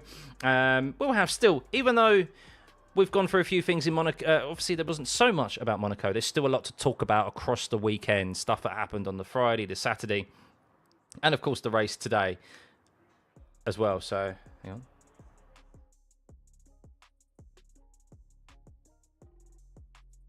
Oh, they just asked Lewis Hamilton about like why he... We just asked Lewis Hamilton about, I think, the radio silence, and he just went, oh, it just happens. And it was like, do you know anything about it? And he's like, no. So, but yeah, thank you, guys. Thank you as always. Am I not too tired to watch Indy 500? When is it on? What time is it on? What time does it start? I think I'll be doing the podcast in the middle of it, so... I'll try to, but yeah, I'll stick that on, definitely. So yeah, but we'll be on the Missed Apex podcast. Will I be live tomorrow? I've got bank holiday tomorrow. I may try and get a sneaky live in and do some sim races tomorrow. But yeah, guys, big thank you as always. Is my podcast on Spotify? Not yes. So it's not my podcast per se. It is the Missed Apex podcast. As you can see there is a link in the description below, guys. I think if you click on, I think if I've done my job correctly, I think it is in... Let's have a look. Oh, poor, sad words from Lewis. He said, that's my race car. I don't know what I was fighting for today. Not very good for Lewis. Yes, link is in the description below for the YouTube. And then if you just type in Missed Apex F1 on Spotify, it will come up. But yeah, thank you, guys. Much appreciated. Hit that like and subscribe button. Turn those notifications on. We'll be back, of course, for Barcelona next week. And I'll be keeping some short-form content and hopefully some more longer-form content in the week for you as well. So yes, love you all. Have a great rest of your Sunday or your Monday, as some of you are in the world. And, well, that's Monaco done for another year. Hopefully next year's one is better. Maybe they'll mandate 3 stops. But we have new cars next year, slightly smaller, slightly shorter. Hopefully that will provide a bit more than one overtake. But I think, not sure, we saw. I think that's the only one that I can remember on the first lap. So yeah, have a good one, guys, and we'll see you next time. Bye.